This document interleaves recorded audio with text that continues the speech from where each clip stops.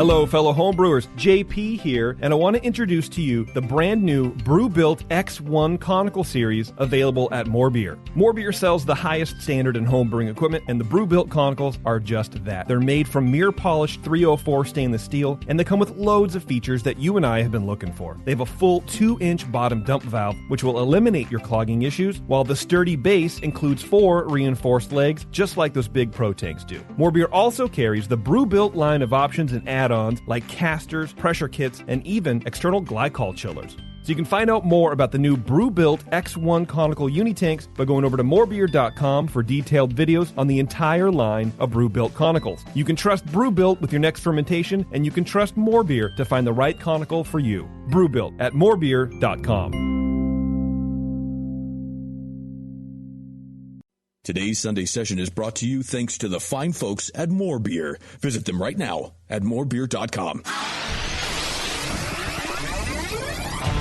Great beer is about drinkability. Doesn't matter the style. You guys are like walking beer Wikipedia. That's the first time that you've ever accepted me as a person. Or you have a fermentation in your gut. I'm jet propelled at all times. How many guys do you think that you have the privilege to slap? Somebody who's never tasted a commercial example, and this is how you know everything about this beer? Please, you don't. I think that's bullshit. I think it's bullshit too. Wow. Are you guys going to arm wrestle? No. We're going to teabag fight. Yeah. You heard of Junkyard Wars? Can I get another high five, Beavis? Now, live from the Brewing Network studios in Northern California, this is the radio program for home brewers, craft brewers, beer lovers, and beer geeks. It's your only source for live beer radio that brings expert brewers together with, well, expert drinkers. This is the radio program with a head on it. This is The Session.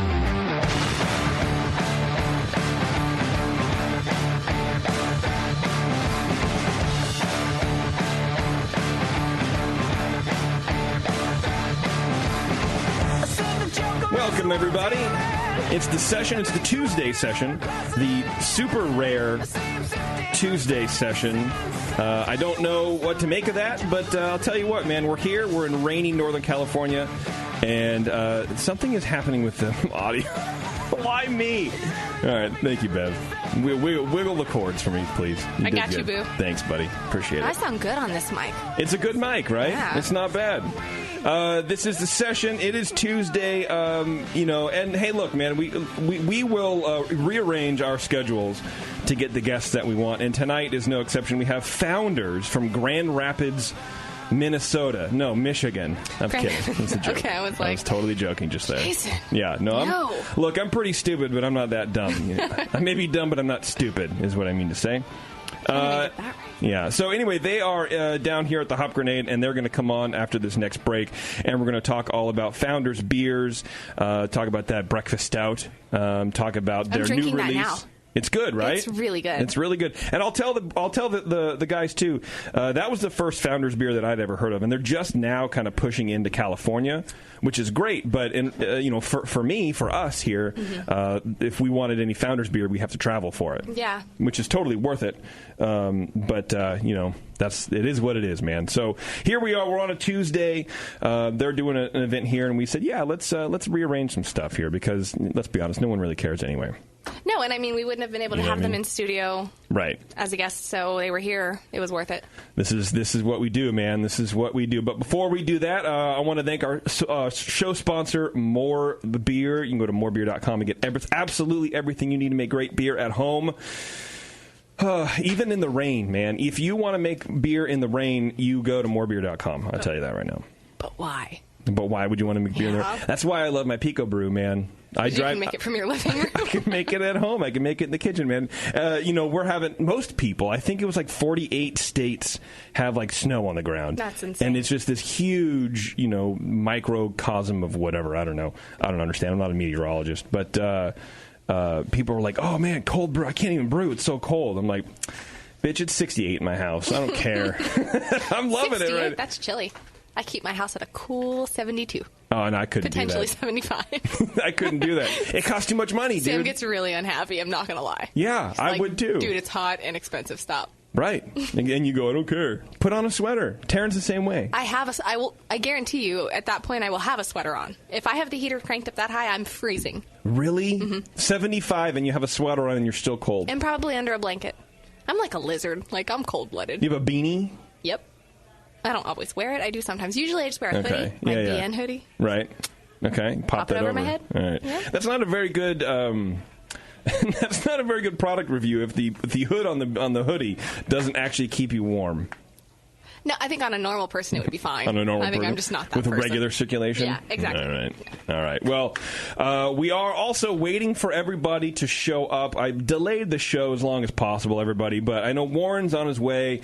Tasty's on his way as well. It's kind of a gnarly traffic day in the Bay Area. It's one of the worst traffic days that we've had in a long time, and it's all because of the rain. Dumping rain right now. Like, we're not used to real rain.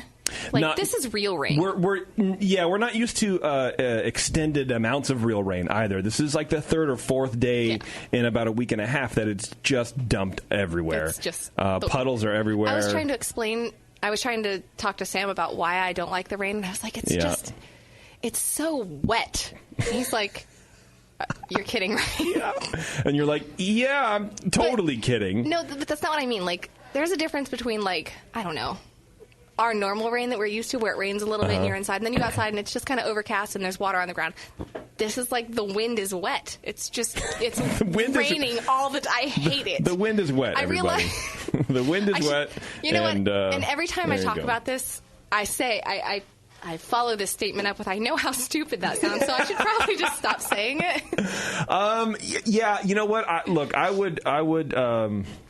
I would sit down by the window and sort of reflect on what you actually mean to say. Ain't nobody got time for that. And then just put it into a sentence that you memorize, and then you can better explain it to everybody as to what you mean besides the wind is wet. Because you kind of sound like a tard.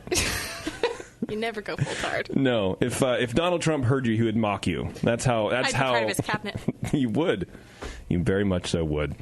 Okay, we do have a Twitter game for you, though. Normally Warren would do that, but I had to do it on the fly. I offered. Bev offered. Bev goes, you want to think of a Twitter game for you? I'm like, yeah, that would really help because I'm kind of scrambling and whatever. And she goes, okay, great. I don't know how to do it. It's like, I can't. Yeah, and I go, okay. So the Twitter game, which is brought to you by Beer Law Center. Look, if you're trademarking anything at all, or if you are opening a brewery, hit up Beer Law Center, John at thebeerlawcenter.com. I think just Beer Law Center, not the. Anyway, he's a good dude. He protects everything that we have. He can protect everything that you have as well. He is a nice man. He's a good dude. I like him. Every time I see him, he's just always so nice. Yeah. Well, he's all chill, man. Some lawyers have no chill. He's all chill. John got all the chill. So the Twitter game is brought to you by Beer Law Center. So the Twitter game today is apparently Justin is in New Orleans. He is. For some reason. And so I want to know what he's doing down there. What's Justin doing in New Orleans? Now, I believe it's pronounced Nolans. Nolans. Yeah. It's not Mardi Gras, is it? Like, it's not... I don't think so. Look, I don't know. I don't know anything about it either. But, is he soaking up the culture down there? Is he learning how to make the best hurricane? Like, what is he doing? What is he doing down there? That's the drink of New Orleans. I was hurricane, do you mean like, never mind. Just stop. Like Katrina? I'm all coming like Katrina. Too soon. Is it, though? I think so. Okay, so I'll tell you what. I know this is a weird, unorthodox intro to the show, everybody. It's a weird, unorthodox show. I mean, it's like the JP and Bevo hour. I think what we're going to do is we're going to take a break. We're going to leave you of everything. We're going to also do feedback and all that kind of shit at the end of the show, as we do sometimes, because the Founders guys are doing a Q&A at 6 o'clock here tonight at the Hop Grenade. So we have about 40 minutes with them or so, and I want to make sure that we maximize that time, for you guys. So get your questions ready for the folks at Founders. We're going to come back and chat with them. We're going to take another break. We're going to drink some beer, and we're going to learn all about Founders. It's the session, everyone. Stay tuned. We'll be right back.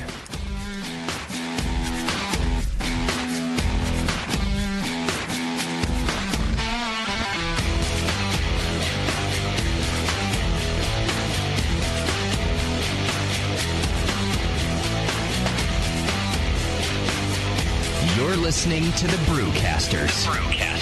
On the Brewing Network. The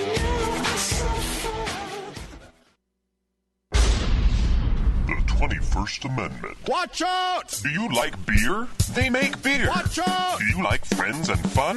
They make friends and fun. Watch out! Do you still like to have a good time? The 21st Amendment. Watch out! The 21st Amendment in San Francisco, located at 563 2nd Street, 2 blocks from the building where baseball is seen and played. Try their beers in the pub or try them in the can, featuring Monk's Blood. Made with real monk. Watch out! So why not have the best time of your life? Go to the 21A and Sean O'Sullivan will personally greet you with a can of Monk's Blood. The 21st Amendment.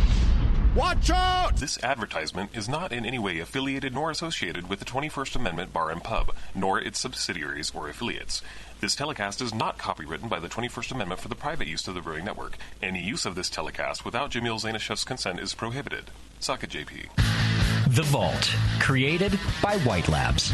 The Vault is a collection of new, creative, and unique yeast strains from around the world. These strains have never been available to homebrewers. Most have not even been available to professionals. You have the power to release the yeast.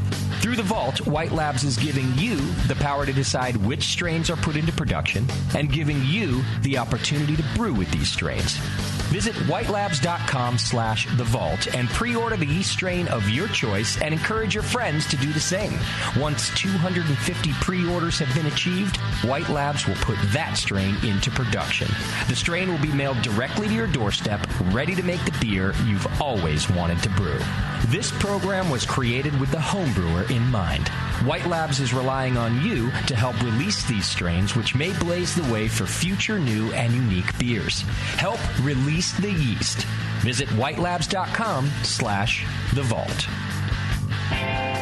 Brewing great beer is a process of continuous learning, and the best books on every aspect of brewing can be found at Brewers Publications, with more than 50 awesome titles like Modern Homebrew Recipes by Gordon Strong, Designing Great Beers, the Ultimate Guide to Brewing Classic Beer Styles by Ray Daniels, American Sour Beers, Innovative Techniques for Mixed Fermentations by Michael Tonsmeyer, For the Love of Hops, The Practical Guide to Aroma, Bitterness, and the Culture of Hops by Stan Hieronymus, and Radical Brewing, Recipes, Tales, and World-Altering Meditations in a Glass by Randy Mosher, plus many, many more. These are the books and the authors with the knowledge to push your brewing farther than you thought possible. And you'll find them all at fine homebrew and book retailers everywhere. And visit the website at brewerspublications.com. Brewers Publications, all the best on beer and brewing. Since the first time the Brewing Network microphones turned on, More Beer was behind it. More Beer sponsors the programming on the BN because, like you, they love brewing. And like the Brewing Network, they love sharing their knowledge. Morebeer.com isn't just a website to place your next equipment or ingredient order. Morebeer.com also gives you access to free beer information that will make you a better brewer. Go to morebeer.com and click into the Learning Center. You'll find podcasts, technical facts, video tutorials, and more, including access to The Buzz, More Beer's social network of more than 5,000 members. And some of them might even be crazier about beer than you are. Get over to morebeer.com today and take advantage of The Buzz, the forum, the Learning Center, and make sure you're signed up to receive the newest More Beer catalog. More Beer, bringing you absolutely everything for beer making.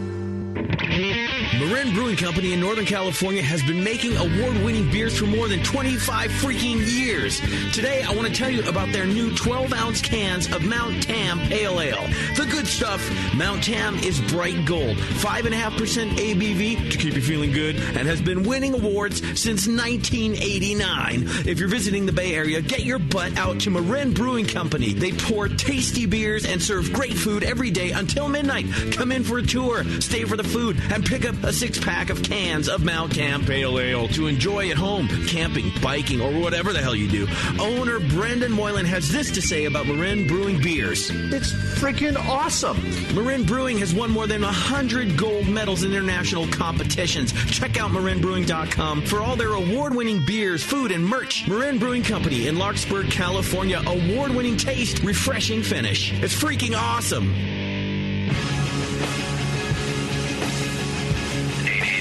888-401-BEER. It's time to talk beer and chew bubble gum. And we're all out of gum. The Session.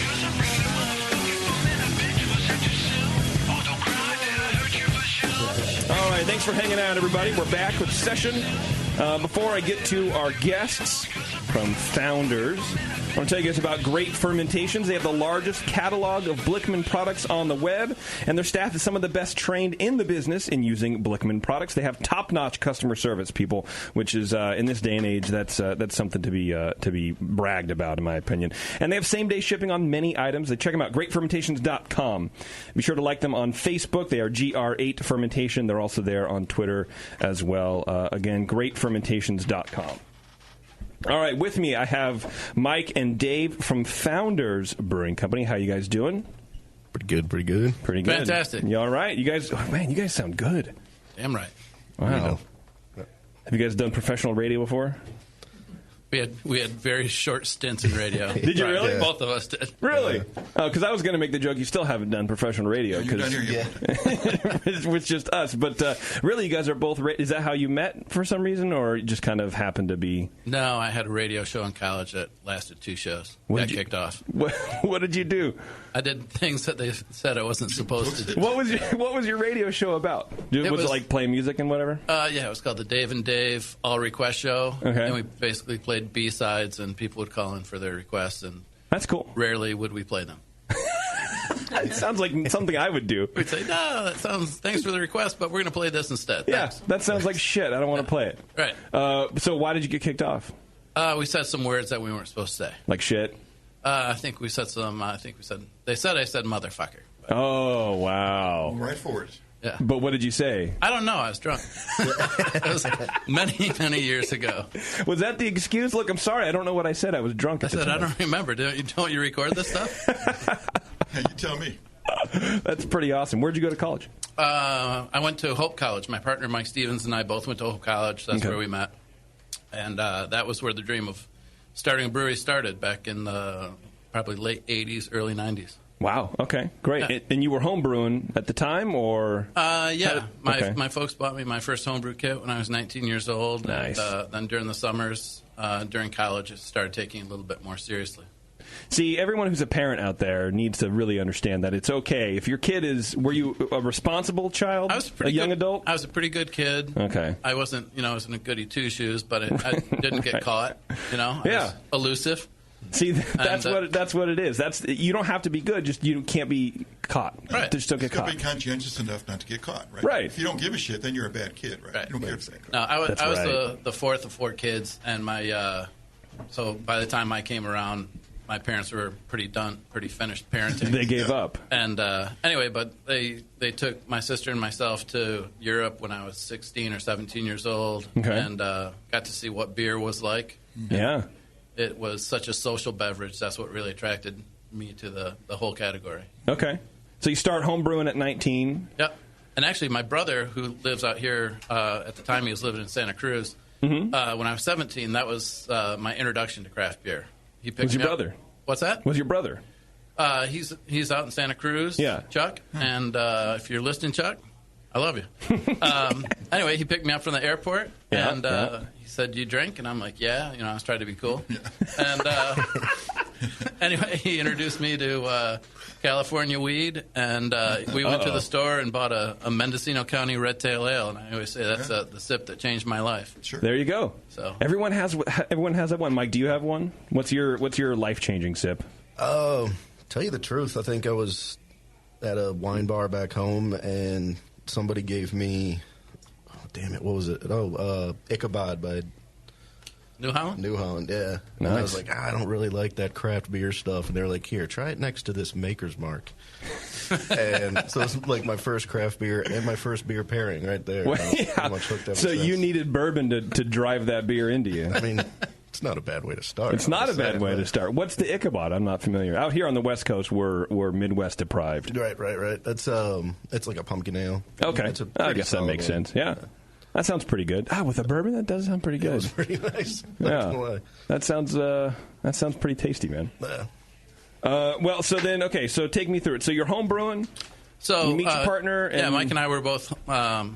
We both worked for beer wholesalers during college. Yeah. And anyway, we got out of school, and everyone kept saying, "Do what you love." And I taught right out of school. I taught elementary school, and Mike was working for his dad's company.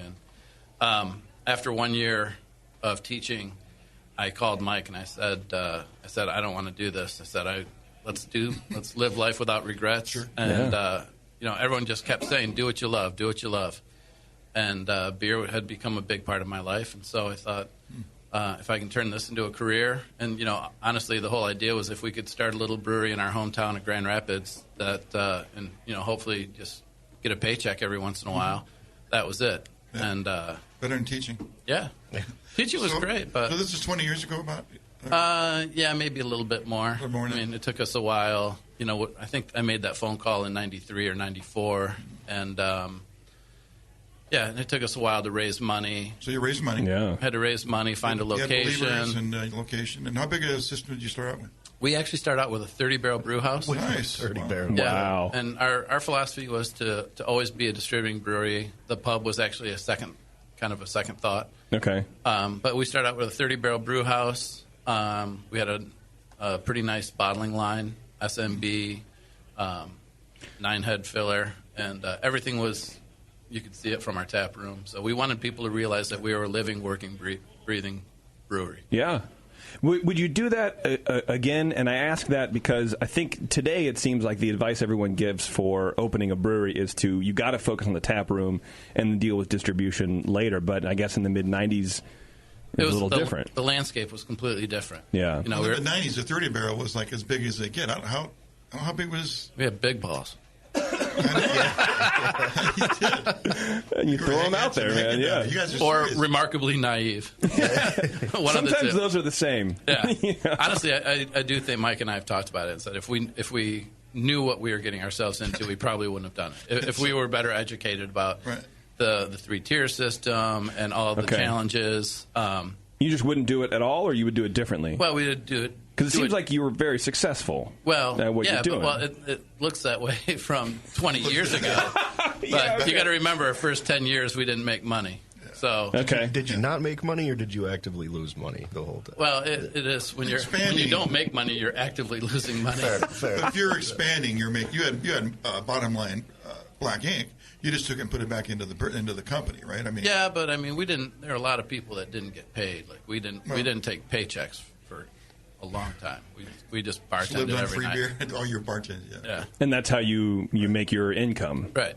So you started out as a distributing brewery. You didn't think that's kind of opposite of the model now. Usually you start out and tap room is your money maker. We knew we were going to have a pub, but it took us a while to get that under our feet. And quite honestly, we'd already run out of money. So actually, all of our furniture in our first pub, we built all the tables ourselves. Yeah, pretty common. A little bit at a time when you had the money to go to on payday, you'd go to the lumberyard and get some wood and then build some. Yeah, run down to the depot and pick up some wood and Yeah. So were there at Grand Rapids 20 years ago? Were there any craft beer drinkers there? What was going on? Yeah, that's my question too. Not much. What's the beer landscape like? You had to develop back those then? as well, right? You had to introduce these people. Yeah, I mean that's when I talk about the landscape of the beer industry. It was about consumers. There weren't consumers out there. And actually, the three of us were just talking about this on our way out here. Is that this new generation, the younger generations now, this is all they'll know is craft beer. Oh, yeah, right. It's like it's everywhere. And they kind of act like it though too. Yeah. I think so. Well, I know a lot of them do. Yeah. I'm not getting all worried about that too much. I mean, no, I'm not concerned about it. But it is like I carried the cross and did without beer for a long time. I'm happy now. That's all that matters, right? For sure, yeah. But it seems very different when you talk to people who grew up learning about it versus grew up. Here's all the information. Yeah, right. It's just a very different vibe. Yeah, and one of the things that I think that helped us and helped like this whole, I think of ourselves kind of second generation breweries because, the guys that did all the heavy lifting, 10, 15 years before us, we were part of the generation of the advent of the internet, and so information was becoming widely available. Yeah. They had access to information about breweries, openings, events. What to do if your beer's not the way you want it to be, and stuff. Yeah. Well, and a lot of the Beer Advocate and Rate Beer, and they're all of a sudden like we could have a communication with our core consumers. Sure. So it worked out really, really well. Did that and that changed while you guys were open already? You were open, and then you started seeing the trickle of kind of feedback that's more easily accessible. Yeah, it actually started because somebody had a really bad experience in our tap room, and they wrote about it on Beer Advocate, and then we were able to. I'd never really heard of Beer Advocate at the time, so I reached out to the guy, invited him in, had some drinks, talked about it. That's rad. And all of a sudden, he kind of opened our eyes to a new avenue of I guess social media. Yeah. At the time, and it helped us to connect to consumers. Cool. How does that information change what you guys are doing, or change the kind of direction that you're taking things? I don't know if it's changed anything. I think what it did was it raised our awareness on how important it was to be genuine. To give a shit about other people, to give a shit about your customers. But obviously social media is probably our biggest platform and how we communicate to people. Yeah. It has to be. I mean, that's the age that we live in right now. You know what I mean? It's that instant information, instant feedback, instant gratification. Our advertising dollars have come down, and we're putting all our money into social. Yeah. Yeah, that's the market. I think that's where people are. Tasty, is that how you find out about a lot of beers? Absolutely. I don't read a tabloid or listen to the radio. The Inquirer? Yeah, the hell are you reading? Celebrator, I'm thinking. I can see Tasty reading like the Penny Saver like 20 years ago. There's nothing in print. You got to go to the airwaves. Yeah, for sure. I mean, I think that's how, especially with Kickstarter. And these crowdfunding sites, people starting up breweries that way, too, which is a totally brand new way in this generation for the last year or so to kind of raise awareness without actually even being open. Well, I'll say, kind of interesting, the category has gotten so much attention that I think raising money for a brewery in today's world sometimes might even be easier than, you look back 25 years ago and we were trying to do it and, you had to explain to the banks, what a brewery is. The whole idea was what's a craft beer customer look like? Right. You go, I don't know either. We don't know. I've never seen one, but we're going to start a brewery. That's right. Yeah. We'll find them. We'll make them. Yeah, there you go. What breweries were around in Grand Rapids when you guys first started, or at least in Michigan in general? In Michigan, Kalamazoo Brewing Company, which is now Bell's Brewing Company. Okay. So Larry started brewing back in, I believe, 1985. And I think he, along with, Frankenmuth Brewing, up in Frankenmuth, small brewery, but they did a lot of contract brewing. And they were much larger. But it was really those two. I think there was a small brewery in Detroit called Detroit Mackinac that was very short-lived. But there was just a handful of breweries. And when we started writing our business plan, because I think our goal was to be, the next brewery after Bell's. Oh. Yeah. And I think probably 7 breweries opened before we were able to raise money to, build out a place. On the same track, for sure. Yeah. Okay. All right. So it was a challenge, and quite honestly, we were talking about it a couple days ago. It was pretty cookie cutter. Everyone had back then, everyone had a pale ale, everyone had an amber ale, everyone had some American wheat beer, and usually some type of dark beer, and that was about it. And that was a crazy lineup, I think, back then, wasn't it? Well, considering our original portfolio had 2 year rounds, and then we did a wheat beer for 6 months and a porter for 6 months, and that was it. Okay. Wow. So now I don't even know how big our portfolio is. But it's pretty huge. First of all, it's a rad printout. Yeah. And it's this little catalog basically a catalog of beers, man. Yeah. You guys are cranking a lot of beer out. A lot of different kinds of beers. So in Grand Rapids, when you started out, how many bars carried craft beer? How many accounts did you have? Not enough. Not enough. I think our projections. I want to hear your stats. So our projections, Mike and I thought we were going to hit around 2,000 barrels our first year, and Mike, you might know better. What was it, about 400 barrels? Or? I feel like it was like five. It's actually right here in this. I mean, I know it off the top of my head. 532. There it is. Yeah, so our numbers were very impressive, Mike. Our projections were a bit off. Yeah. So a 30-barrel system, that's not many turns. No. Yeah. No, so we had plenty of time to build tables. That's why I see you only had like 3 styles, because, I mean, you had a shitload of each one every time you made it. Yeah. Very few handles to put it on. Right. Yeah. Exactly. And Mike, when did you come on? So you're, just to clarify for everybody, you're not the business partner, Mike. I am not. You're a different Mike. That's right. That's right. I've been with the company for 7 years. Founders has been, in a way, a part of my life since like 2001, 2002. Mm-hmm. Like I was probably like, I like to tell people I was one of the hippies. You had to skip around to get to the door way back then. Step over. Yeah, basically. But I didn't start with the company till, was it 2010? Mm-hmm. Started in the deli. I mean, in all seriousness, it was just kind of a jerk-off job in the deli that, I heard not literally, I hope. No comment. They had a shower upstairs. That's all I'm saying. There you go. That's filthy. No, this is a filthy show.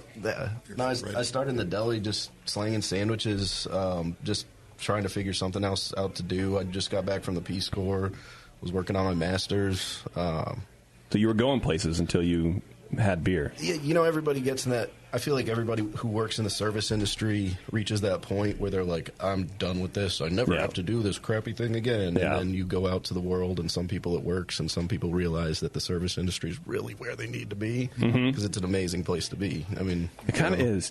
I think everybody should work in the service industry, at least to have one job in their teens, learning how to communicate with people and how to be really a good customer. I think is kind of what that teaches you. Absolutely. It teaches you patience. Like, I worked at Starbucks for 3 years, and that was the most valuable job I had as far as learning what to expect and how to set reasonable expectations for shit that you're paying for. Absolutely. Because people can be jerks, man, when they haven't had their coffee. Oh, my God.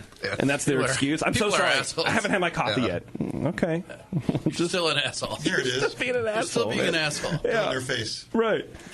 And so you're a Cicerone also now. Yeah, just passed the test. That's cool, man. That was terrifying for the month and a half they make you wait until they tell you. Oh, geez. Tell you your answers. And Ray he grades them right there, like the next day, but he just makes you wait.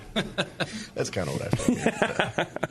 So what do you do for the company? So now I am the curriculum coordinator in our education department. If it sounds like it's made up, it's because I made up that job title. But basically, I don't know, Founders kind of puts a lot of importance on education, not only in-house, but also for the consumers. Mm-hmm. So we do brewery tours for the public. We do them for retail accounts, wholesalers, other breweries, etc. I develop classes for people in-house, and some, like, if you work in a bar and you want to bring your staff in and learn more about Founders Beer and beer in general, we'll sit down with you. And that's you teaching them about your company, but also the process and flavors and all that kind of stuff. It's myself and 4 other people. Oh, wow. So that's a big team doing that, man. We've got a big education department. Yeah. So we do. That's really great. We do a lot of stuff. We do beer and food pairing events. And, okay. Oh, man. At the brewery, or do you travel to do that? Both. Most of what we beers? do is in-house. Okay. Which is cool. Flavor tastings as well. Yeah. Well, the sensory is those are so important, man. Is that outside the QA department, or even the QA is involved in the? No, this is they have their own education thing for employees, outside people, whenever you're exactly people. Yeah, like to joke, you pay $40 to come hang out with me for 2 hours and drink bad beer. Yeah, we did that at Sierra Nevada as part of the beer camp last year. Friggin' invaluable. Absolutely. I mean, and it was just basically like heat damaged beers. But just even doing that, you can really because nobody ever does that whole kind of library tasting, I guess, of damaged, crappy beers. Right. Our philosophy, when we started hearing about this was probably 4 years ago or so when we started our education department. Yeah. We started hearing about how many breweries were coming down the pike, and in Grand Rapids was voted Beer City USA, and so wow. As soon as that got announced, all of a sudden, back then, I think we probably had 6 or 7 breweries. Now we've got 24, 25. My God. There's 6 in the planning. Wow. But 6 planning.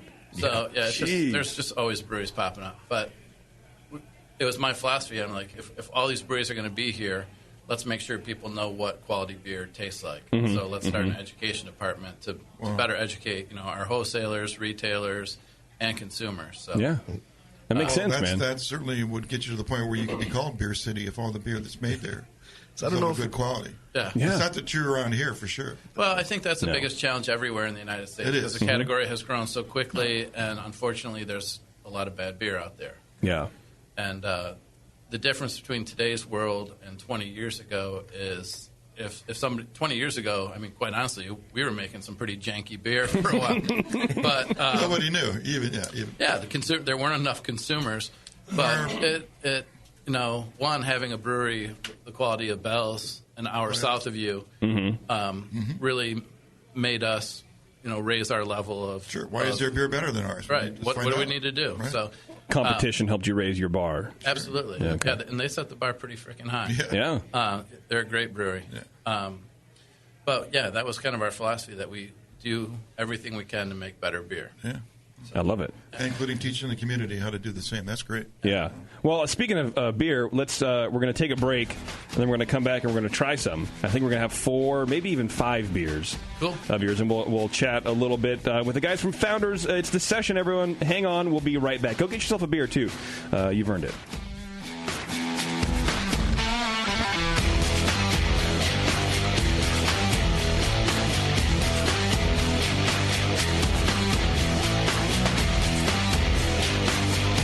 You're listening to the Brewcasters. On the Brewing Network.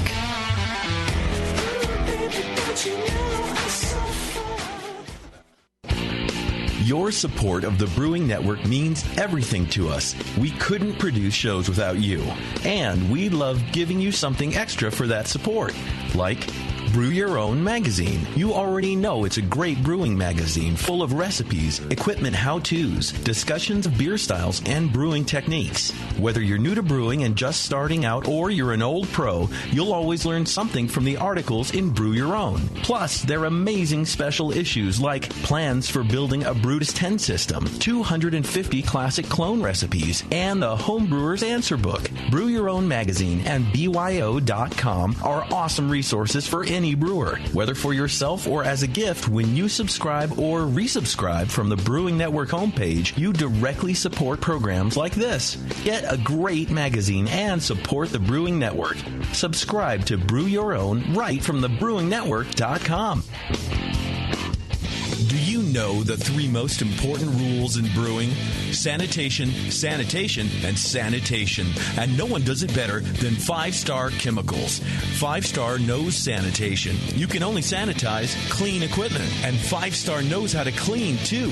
For craft brewers and home brewers, 5-Star has what you need to keep your fermenters, serving tanks, kegs, and draft lines sparkling and free of any beer-spoiling bacteria. PBW, caustic, acid cleaners, Star San, SaniClean, lubricants and defoamers, pH stabilizers, and more. 5-Star Chemicals has cleaning supplies, safety supplies, heat exchangers, pumps, hoses, and valves. And 5-Star is proud to offer eco-friendly products that exceed customer expectations. If you have a cleaning problem, you need the 5-Star solution. Visit 5starchemicals.com or call 800-782-7019. 800-782-7019 and get the 5-Star treatment today. Are you looking for a simple brewing system that's great for all-grain brewing, but everything on the market seems to be full of compromises? Blickman Engineering has the answer. The Blickman Brew Easy All-Grain Brewing System. The Brew Easy is a complete system with easy upgrades and a beautiful compact design, perfect for any size brewing location. At its core, the Brew Easy is built on 2 gorgeous Blickman Boilermaker brew kettles, a high-temperature March pump, and either a top-tier gas burner or the new Boil Coil electric heater. The Brew Easy adapter lid allows the pots to stack stack on top of each other, forming an efficient, strong, and compact brewing setup that comes in 5, 10, and 20-gallon batch sizes. Upgrade your Brew Easy system with full automated control by adding a Blickman Tower of Power temp controller, and make moving around easy with the Blickman Kettle Cart. The Brew Easy is modular. If you already own a Boilermaker kettle, you can build your Brew Easy by purchasing just the modules you need. The new Brew Easy all-grain brewing system. See it today at BlickmanEngineering.com and brew with Blickman quality on your new Brew Easy. If you work in retail sales, the restaurant industry, or are a new craft beer enthusiast, or you know someone who is, you have got to check out Beer 101. Beer 101 is an online course created for anyone wanting a quick introduction to the vast world of craft beer. Beer 101 covers the history of beer, brewing ingredients and processes, vital stats like ABV, SRM, IBU, and gravity, styles, tasting, glassware, and pairing beer with food. The Beer 101 course is offered by the Brewers Association at craftbeer.com. Also home to the truly awesome Beer Style Finder, a visual guide to every beer style. Quickly play with color, bitterness, and alcohol content to interactively explore the entire world of beer styles with a gorgeously designed interface to your favorite beverage. The new Beer 101 course and new Beer Style Finder are only available at craftbeer.com. Craftbeer.com, celebrating the best of American beer. This is Matt Brennelson from Firestone Walker Brewing Company, and you're listening to The Session on the Brewing Network.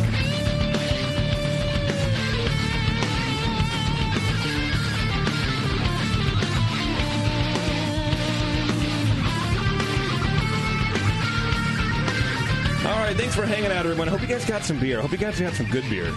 You know what I mean? Some good, solid beers. And you know what makes good beer tasty? Well, I know my mouth. Yeah. My mouth. Good equipment and good ingredients. Speaking of good ingredients, yes. Tasty, it's funny you mentioned good ingredients, how to make good beer. Those people at White Labs. Oh, yeah. You know what I mean? Sure. Those handsome people at White Labs. They have so many awesome and unique strains. How do you decide which ones to use? I'm lazy. Tough. I use one of the same 6 different yeasts, whatever. Me too. You know what I'll do is I'll go to the homebrew shop. I'll go to More Beer, and I'll look at the chart. Yeah. But the chart, I can't anymore. Like I've seen too many infographics or whatever. But I need someone to tell me what to do in my advancing age. But you can go to whitelabs.com, and they just launched a yeast bank feature on their website, which allows you to browse their entire selection for the perfect strain to use in your next brew. You can search by style, keyword, homebrew, or professional size, and more, actually, which is, wow, and more. Visit whitelabs.com/yeastbank to try it out. Don't keep guessing which strain will work best for you. Don't be JP. Do a quick search and find the perfect strain to make your next brew shine, baby. I like that. I like things that make it easier for me to do things that I like. I know. You know what I mean? The hobby is just in a great state right now. It really is, dude. It really. Wow, we're getting beers just coming in here left and right. Bev, what's this first beer we're going to drink from these lovely people? Azaka. Azaka IPA. Delicious. Tell me about Azaka, please, while I sip and drink and look and take it in. So Azaka is our new seasonal. It is released in a 15-pack. It's an IPA, 70 IBUs. A 15-pack? Yeah. Founders, about 2 years ago, introduced craft beer's first 15-pack.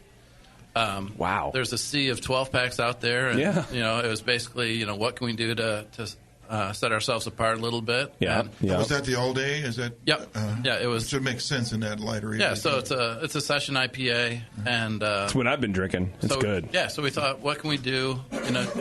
We use the word crushable, and we don't want people buying a 12-pack and then feeling that they got to run back to the store. So let's add 3 more beers to it. I'm so sorry for those people. Yeah, it's half a cube. I really appreciate it. I think appreciate you should take those things and us. glue 3 of them together. Really. Yeah. Well, I mean, it's really just to save gas in the environment, right? Yeah. Oh, exactly. The more you can buy it in bulk, it's the better for the world. It's for a smaller carbon footprint. That's right. You're welcome. That's right. Well, you're doing a great job. 15 fun. Okay, that's good. Yeah. So tell me about Azaka. Is that how you pronounce it? Azaka. Azaka. So it's a hop that was created by a few farmers out in Yakima, and initially it just started out with a initially a few plants, and then it turned into, I think now they have over 500 acres. Wow. So Azaka is the Haitian god of agriculture.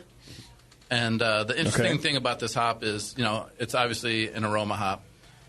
It's got tons of tropical notes. Papaya, it really does, man. Yeah. Papaya, pineapple, grapefruit, lemon, orange. This is that juicy hop, I think, one of those juicy hops that people talk about. Yep. Or this would fall into that category. Have you heard about this before? It certainly would. This would be hop they would use when they put the haze in the beer, yes. Like tons of juicy fruit, even in the flavor. Am I supposed to be getting that? It's terrific this way. It tastes really good. It's got a great mouthfeel. It's interesting through the middle, and at the end, it's great. That's delicious, man. Yeah, it's been doing really, really well for us. How long? And this just came out in January, right? Yep. Okay. And this beer's got a lot of malt character right behind it too. I mean, it's got the color just begs that it tastes. It's just kind of beer I like. I think you'll see that with a lot of our beers, and especially like our Centennial IPA. Centennial is our IPA that compared to a lot of the IPAs out here on the West Coast. There's no question that Centennial's got a much larger malt backbone to it. Okay. No malt for it. Okay. Yeah. Okay. This is more like West Coast sort of take, right? Well, I don't know. We used to have a beer called Red's Rye. We used to call it Rye PA, then turned into Red's Rye IPA. Okay. And to me, this beer reminds me a lot of Red. We call it Ray Ray. Ray Ray. Yeah. But anyway, the Azaka hop is obviously predominant here, and it's a delicious beer. It is really good. Hi, Warren. Hi, Jason. Traffic, huh? Yeah, I left Los Gatos at 2:30, and I'm just getting here. Oh, man. Yeah, when I left, I looked at my phone for traffic at 2. It said 0 traffic, hour and 5 minutes, no problem. Okay. At 2:30 when I left, it said I would get here at 4. Jeez, and it just shifted that much. 2 hours. Yeah, wow. They were 2 hours off today, apparently. Wow. You guys haven't seen rain in like 5 years, though. So well, the sky's falling. It's fair. Yeah. It's fair to even drive when it drizzles slow. for like half a day, people are going, "Oh my God, I got to slow down." I'm sure you guys get it in the snow a lot, but I don't know. Maybe people are used to it. No. I think we're so used to the weather changing in Michigan. We're so close to the Great Lakes that it changes by the hour. Well, states with seasons, I think, we have 2 seasons, which is fall and summer. Yeah. This is new to us. We don't really have seasons. We just have Michigan. Okay, it's its own thing. It's a 5th season. It's basically, they say if you don't like the weather, wait 5 minutes. Okay. That sounds I don't good. like this weather. You're right. And then what's next, I think, is the all day. All day. And I hate to rush, but we have every day. All day, every day? Yes. Okay. That's what we should do. Or every day. Which one is it? Probably the second one. The second one for you. Tell me about the all day. So this is the second beer I've ever had from you guys. The first one was the breakfast stout. Sure. Randomly, because you're recently in California, but for the most part, when we would have to go to like NHC in Grand Rapids, I think was maybe the first time I had the breakfast stout, which was delicious. And then this is the second beer, which is also delicious. So founders, we kind of cut our teeth making pretty high gravity beers. For years, our number one seller was a beer called Dirty Bastard Scotch Ale, 8.5% Scotch Ale. Yeah. Big malt bomb. And we this was early on, around 2001. We kind of changed our whole philosophy and kind of came up with what we call the Brewed for Us philosophy. And it was basically a fuck you to everyone else. And said, I love it already. We were on the brink of bankruptcy and said, we're going to start brewing beers that we want to drink. And all the beers got bigger and bolder and more complex, a lot more aromatics. See, what were you doing before? Initially, when we opened up, kind of what we're going back to earlier, there wasn't a craft consumer out there. So initially, we thought we needed to brew very pedestrian-like beers to bring people into the category. Okay. We were kind of like the... Which would make sense. That's what I would do. Yeah, we're kind of like the Sam Adams of craft beer. We're like, and I mean that in a great way. Yeah, for sure. Like, make really well-balanced, nice beers that were approachable. Yeah. But as I said earlier, when we opened up, a bunch of other breweries were all doing the same thing. Mm-hmm. And, Mike and I kind of looked at each other and said, we're not really happy doing this. We're not brewing beers that we're super excited about. Yeah. So why don't we brew beers that we want to drink? And right.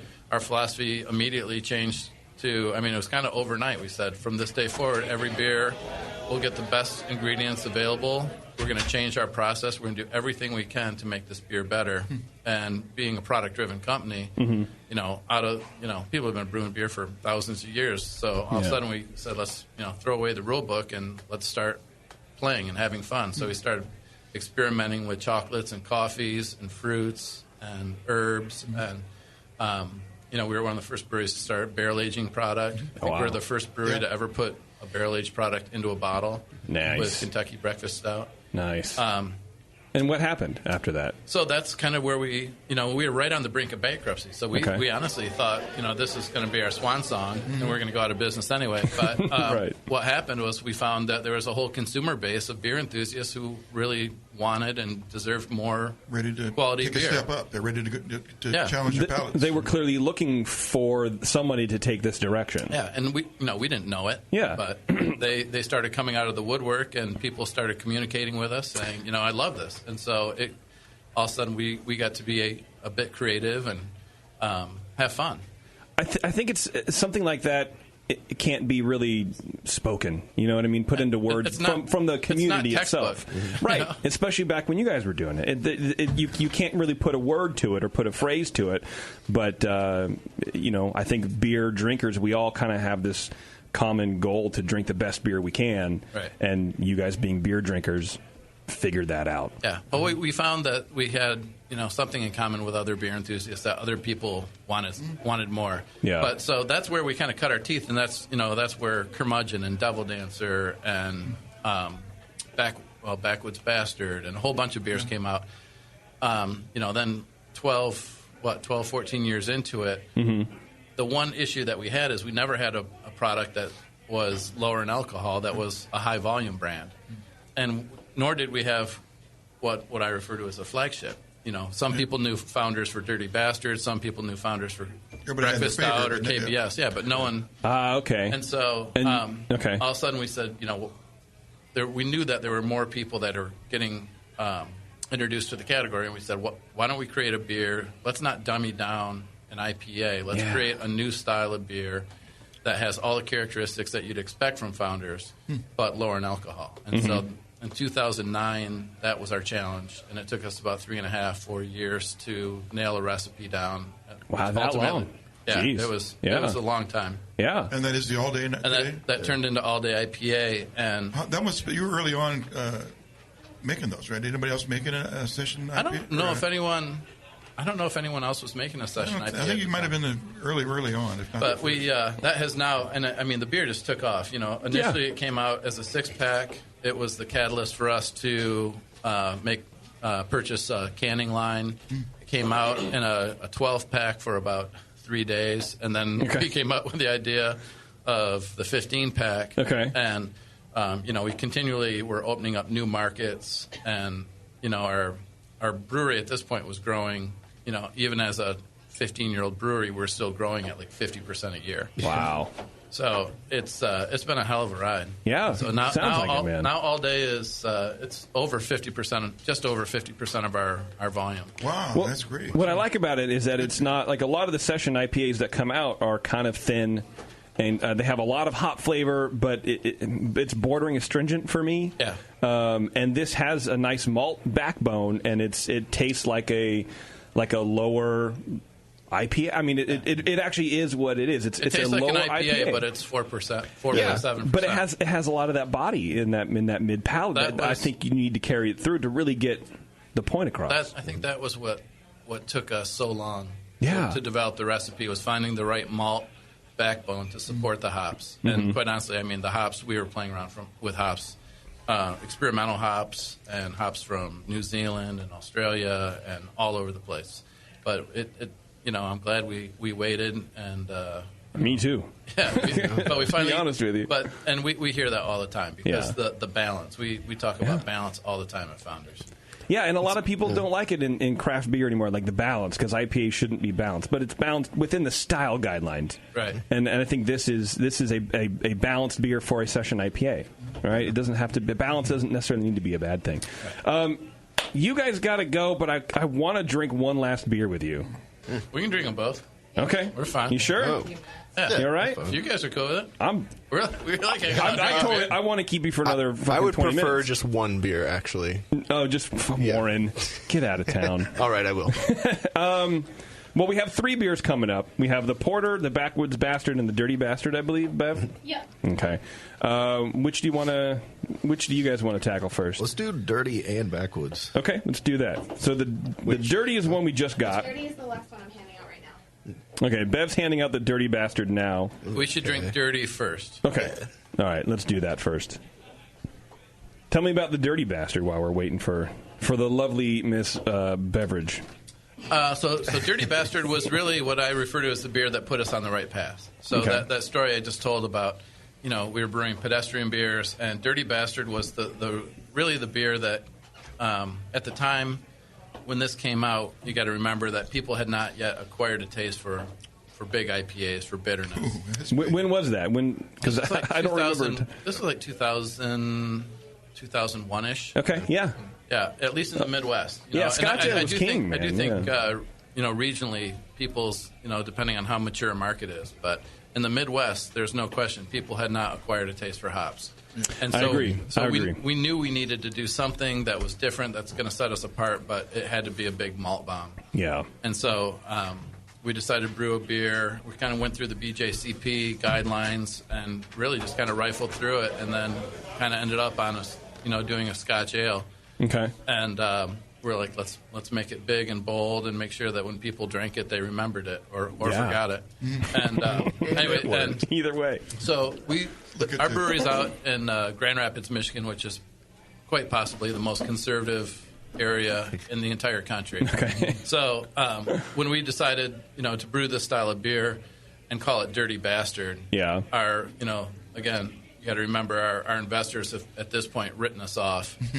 So they decide that we're going to brew this beer, an 8.5% Scotch Ale, and they're like, "Oh, is that a popular style?" And we're like, "Yeah, not really." Yes. They're like, "Oh, do you make great margins?" Like, no, the margins are terrible. No. And they're like, "Oh, is it going to sell well on draft?" We're like, "No, it's really high in alcohol, so no one's going to want to carry it." And we're going to call it Dirty Bastard. And they're like, "You guys are idiots." Yeah. But it honestly did. It put us on the map. And what I always tell people is it wasn't Founders Pale Ale, it wasn't Founders Amber Ale, it was Dirty Bastard. It was Dirty and Bastard. all of a sudden it had a little grit to it, and it was a little sexy and a bit irreverent. And by this time in your history, social media is up alive and well. It was news starting traveled fast. Right? Yeah, it was starting. But for the first time ever, we had distributors calling us saying, "Hey, I just heard about you guys." Yes. Oh wow! For this beer? Yeah. And okay. I mean, prior to that, we would send samples out to people, and they wouldn't even fucking drink them. So, anyway, so Dirty Bastard came out, and like I said, it's honestly like not my favorite style of beer. I typically drink more hop forward beers, but this was the beer that kind of gave us the confidence to run our own business. Okay. And like after Dirty Bastard, that's when we started introducing, Devil Dancer, Curmudgeon Old Ale. We did a beer called Bad Habit. Our Russian Imperial Stout came out. Double Trouble. So it allowed us the confidence to run our own business. Yeah, for sure. Yeah. Well, and do your own style and be at that kind of thing. Right. Yeah. I mean, this is the beer I would have keyed on back then too, because I started drinking about 98, 99. And it was malty beers. I was drinking a lot of McEwen Scotch Ale, like a lot of McEwens and a lot of Rogue. They're the mixed Scotch, little extra small bottles. This would have fit right into my fridge. Absolutely, 100%. So this is a really fun beer, and I think Mike had a really good idea about trying them side by side. So I mentioned earlier that we started playing around with barrel aging fairly early on. I think it was around 2001 or 2002-ish. Back then, our pagers didn't have cameras on them, so it's not well documented. But anyway, so we started barrel aging a beer called Kentucky Breakfast Stout, and about 3 or 4 years later, we ended up putting, I think we just yielded more beer than what we expected to in one of the batches of Dirty Bastard, and we had a couple barrels just sitting there, so it's like, fuck it. Just do it. Yeah. Yeah. Because that's what you wanted. Right. Yeah. And, this was a happy accident. Yeah. And then, so trying these two beers side by side. The Dirty and the Backwoods And Bastard. the Backwoods Bastard. Okay. It's the exact same liquid. Really? Yeah. Whoa. Let's try it. I haven't tried it What yet. a huge difference. Yeah. It is. They're night and day. So the backwoods is aged in bourbon barrels. Yeah. What kind? Can you say what kind of bourbon? I could, but I won't. Okay, fair enough. Yeah. It's all right. We actually, we use a variety of different distillers, but this year, man. pretty amazing, right? That's super different. Wow. So this year, or was it last year? I think we used 15,000 bourbon barrels. Wow. So a few. Just a little bit. Yeah. It's a small program. Yeah. So we actually just damn. finished building a whole new brewery called the Barrel House, which is just about a mile and a half down the road from our large production facility. But we just brought in an 85-barrel brew house, and that facility is exclusively for our barrel age program. Warren, let's pick out what bourbon this is. Okay. I'm assuming it's a blend of barrels, but let's just pretend that we know what we're talking about. It's actually just one really big barrel. It's a whole warehouse. It's a fooder. It's one giant warehouse-shaped fooder. It's a building-shaped fooder. Right, yeah. If I were you there. Yeah. I say Buffalo Trace. I think more Woodford. We're not correct. No, probably not. No, right. It is a bourbon whiskey. No. All right. What are you talking? Yeah. Shut your mouth. Yeah. Shut your mouth. I'm just talking about bourbon whiskey. Yeah, I think it's a bourbon whiskey, actually. I was thinking that too, actually. Yeah. That I was sitting with it a little bit more. As it warms up, more of the bourbon whiskey flavor is coming out. On a second taste. Right. Definitely a bourbon whiskey. At first I thought whiskey bourbon. But, right. Wow, that's really good. Let's start the waterboarding. We'll find out everything we need. Right, yeah, I think Mike's ready to roll over. Yeah, we'll get it out of him. Beverly, lock the doors. Pull the curtain. It's the genital cuffs. I'll tell you nothing unless you got $20. That's for fun later. Wow, that it definitely changes. Amazing. It changes the there's beer. almost like a peach thing, like maybe I don't know about dried peaches, but you know what I mean, like a macerated peach flavor. I don't know. Sorry, Tasty. I didn't mean to cut you off. No, there's an ester in there that gives a lot of fruit character. Right? So I never got that before, but now I'm getting it. Like dried apricots. It's really good. Oh, it's delicious. Yeah. And it like totally changes the mouthfeel because the charcoal inside of the barrels just kind of completely clears up. A little more tannin, a little more dryness. Well, to me, I like that bourbon. I mean, the barrel character more than I would do in like an imperial stout because imperial stout, the stout character seems to take over it and covers up a lot of the barrel character. Totally. This beer lets it a little bit more subtle. Yeah. I don't think I've ever had a Scotch. I mean, if I have, it's been 15 years, but a Scotch ale in a bourbon barrel. Or a Scotch barrel. Or a Scotch barrel, or a bourbon Scotch whiskey barrel. But you know what I mean? Like you were saying, a lot of the times it's imperial stouts. Oh, yeah. And it's the acrid kind of beers, but not something like that. pH is really low. And you get the coffee ashy flavors, whereas in the Scotch ale, you get more of the bready, sweet, caramely malt flavors that are almost more complementary to bourbon and whiskey flavors than the roast. Yeah, for sure. And so, they definitely go very well together. I'll say this. First time we ever tried this beer, the Backwoods Bastard, we all looked at each other like, what the hell? Why haven't we been doing this for like 5 years? We got to flip this around. Like, right. 4 half barrels of their clean beer. And we get a lot of attention for Kentucky Breakfast Stout, which is a great beer. I don't want to take anything away from it. But internally, most of us at Founders, they'll drink Backwoods Bastard over KBS. Oh, geez. Is it nice to have like something else to be known for besides the flagship? Well, Does that make sense? I still don't even like to say that we have a flagship. Okay. And I think if you look at our portfolio, kudos to our entire team. Our production guys are they're so dialed in. You look at some of the ratings from Rate Beer, Beer Advocate, and I just think we're pretty dialed into what we do, and across the board, I think we hear that from a lot of other breweries. They say you guys just don't make a bad beer. Yeah, that's what you once said. And I don't necessarily want to be known for one brewery. It's honestly one of the scary things about All Day IPA. It has grown so quickly, so fast. Yeah. And I keep reminding our sales folks. I'm like, remember, we've got an entire portfolio of brands out there that for years. Dirty Bastard was our number one seller, then for about 8 years, Centennial IPA was our number one seller. Now, All Day comes out, and it's just, setting records. It's the third highest volume IPA in the country right now. Wow. Number one selling craft can in the country. And congratulations. It's cool. That's huge, It's man. cool, Yeah. but I want people to remember that we cut our teeth on a portfolio of brands. As a drinker, and I know a lot of those guys, I would drink session beer as more of a is this what I need right now, right? I think of the people that drink a fair amount of craft beer are going to drink a fair amount of that beer, but they go to the beers they like. Right. So just because your volume says your flagship beer is a session beer, the all day IPA, doesn't mean that Centennial IPA isn't the most favorite of your beers or whatever some other beers. Yeah, I think, beers are just so situational. Yeah, right. Depends on what you're doing. Yeah, right. I think we got 3 beers coming out, like All Day, PC Pills, and Mosaic Promise. Like all 3 of those are under 6%, and they're still beers that an avid craft beer drinker would want to just sit down and drink. Yeah. Yes. Yeah. Thank you for bringing a lager, first of all, a Pilsner. Yeah. But 6% hoppy beers, those are great. I love that. Yeah. Absolutely. That's my They jam. can still make beer under 6%? I think it's a new law. The AB or the BA has been lobbying. We actually did the first I'll believe one. it when I see it. There was never one before we did, actually. It's well done, Dave. One what?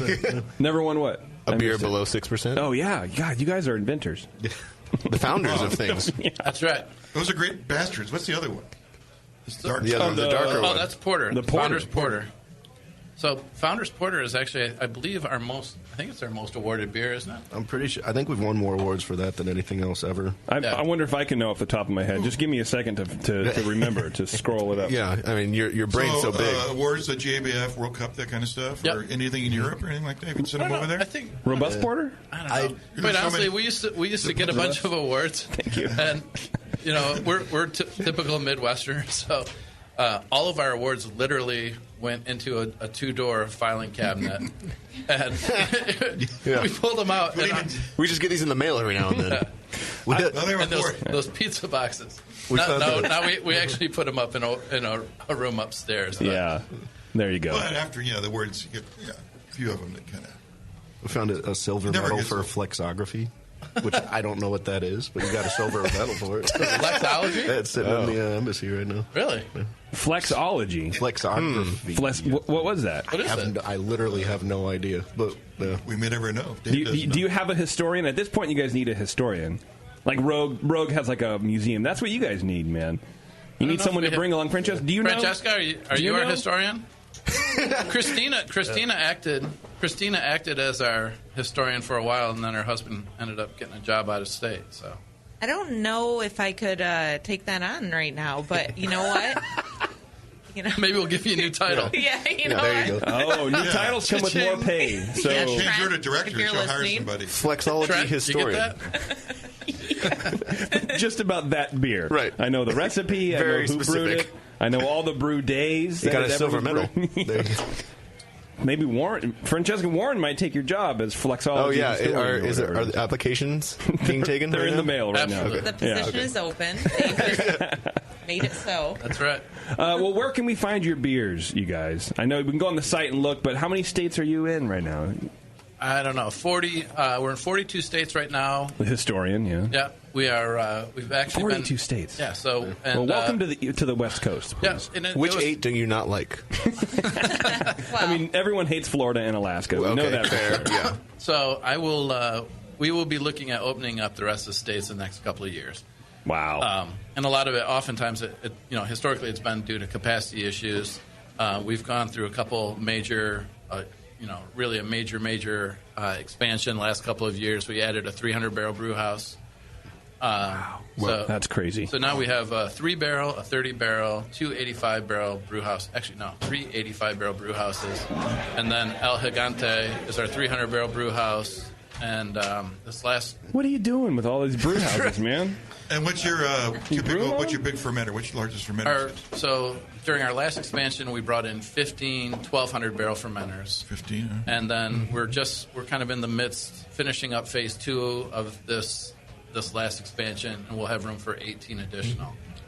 So once we drop in those 18, then our capacity at our existing location will be just shy of 1 million barrels. And how many barrels did you produce this year that just ended? Was it 348? 348 last year. What do you? If I asked the same question a year from now, what would you say? More than 348. So, I can confidently tell you that. Why? So I'm guessing we'll be in the fours. Why 85 barrel brew house? Is that some hectoliter normal number? Yeah. Oh, okay. So it's easier because we're Americans. So, right. Okay. Just check the flag. Right, that's why I said normal number in hectoliters. Yeah, that's awesome. Speaking of awesome, king of segues over here. Have you guys seen the Brew Guru app? It's built for homebrewers and beer lovers. It delivers sage brewing knowledge and money-saving deals at breweries, beer bars, and homebrew supply shops. You just plug in your AHA membership number, and you can kind of flash that at anybody who will give you a discount, or just anybody in general. Just walk down the street and just flash it, like in Wayne's World when they're showing the backstage passes. Just show everybody that you're in the know. Oh, flash the app. Flash the app, yes. Oh, yeah, okay. yes. Yeah. You gotta be more specific. Not the ass, but the app. Not that raincoat kind of deal. I don't know. I might get a bigger discount. Not that raincoat kind of deal. It's cold out. Yeah, it's too cold for it's that. It's very chilly. You're going to get a lot of blowback. I don't know. I know the ins and outs, but any tips you can give us? That's a March to September action only. Yeah. With Brew Guru, you effortlessly find deals and save money on beer, food, and brewing supplies. You can level up your brew IQ with hand-picked articles from Zymergy, which you get automatically with your AHA membership, which you don't need to use the Brew Guru app, but you still get the articles, which is pretty cool. And you can use the brewery locator. You find nearby breweries, tap rooms, beer bars, and homebrew supply shops, brew pubs, wherever you are, that will give you your AHA discount. You no longer need to remember it or go to their website and do the active search. It will just push it to you. Check it out, homebrewersassociation.org, or it's like on the Android store and the iPad store or whatever. You found us, you can find that. Yeah, that's good. If you found us, you can find that. Exactly. I love it, Tasty. We should make it hard for them. That's a lot shorter of a commercial. It's not very. It's a good tagline. Yeah, I can't overemphasize how that thing pushes you a discount ahead. I mean, literally, you could be in a neighborhood you seldom in. Yeah. And it'll tell you there you got a discount at a bar just a block away. And you're like, I want to cash out here and go down over there. I think it'll be great. That's pretty cool. Well, guys, thanks for coming in, Francesca, the historian of founders, and Mike and Dave. Thank you very much. Yeah, thank you. Sure. I guess that's what I do now. Thanks for talking beer, and I wish we had more time, but you have a packed area of the bar here to go chat with people. Cool. So. Go do that, I guess. Go keep talking to people about beer. But everything I've had has been great. Yeah, I'm glad you guys are in California, and you're off to Seattle tomorrow, We're right? in Seattle tomorrow, Wow. and then for a couple of days, and then back to GR. Oh, that's crazy. Well, good luck, man. Keep making some good beers because we need beers like this, man, for sure. Thanks for having us. All right, everyone, stay tuned. We'll be right back. We're going to do some feedback. We're going to do the Twitter game. We're going to talk. I don't know. We'll probably talk to Warren. Why? I don't know. Just because I brought a beer. That's why. It's the session, everyone. Hang on. We'll be back. You're listening to the Brewcasters on the Brewing Network.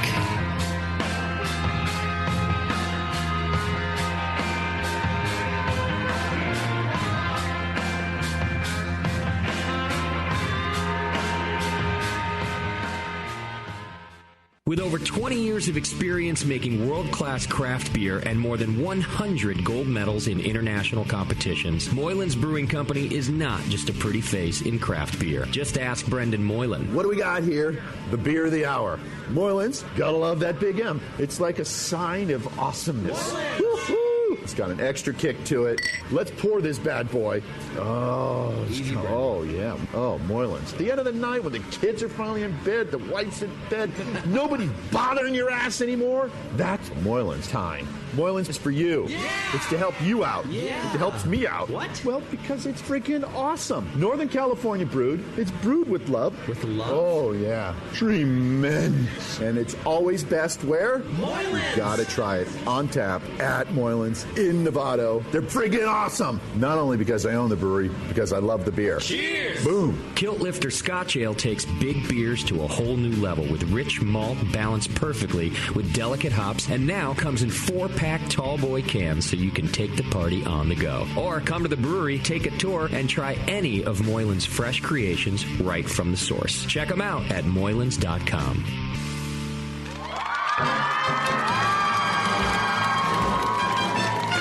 Hey there, BN Army. Have you heard the latest at Hop Tech? Since Hop Tech has doubled in size after a huge expansion, Jade and Roberto can stock even more of the best quality homebrewing supplies and equipment. Over 60 kick-ass varieties of hops and malts, monster truckloads of quality brewer's yeast, including White Labs, Y-yeast, and multiple dry yeasts. They even have all grain systems from Grain Fathers and Ruby Street Brew Systems, thanks to Jade, the brand new all-grain brewer. And don't forget about their 10% discount to all BN Army members. Jade and Roberto are waiting for you and all of your brewing questions over at hoptech.com. Hoptech, totally not sucking since 1983.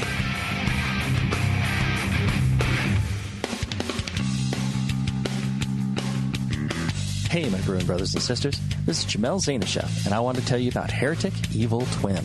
You might be familiar with my homebrew recipe, which uses massive late hopping to create a balance between the malty sweet and the hoppy bitter, along with an outrageous malt and hop character. I wanted a beer with the same bold hop and malt character, so we played around with the homebrew recipe until we were able to make a great commercial version too. We've created a beer rich in malt character, full of caramel, toast, biscuit, and an ever so subtle roast note. On top of that, we piled in an insane amount of Citra and Columbus hops at the end of the boil, as well as in dry hopping. This damn-the-cost approach to hopping gives Heretic's Evil Twin a great blast of citrus and tropical fruit that can't be matched by any other hop. The result is a bold, malty, hoppy, but easy-drinking beer. This is our top seller, our flagship beer, and I couldn't be prouder of it. Cheers. To find Heretic beers near you, click on Find Some at hereticbrewing.com.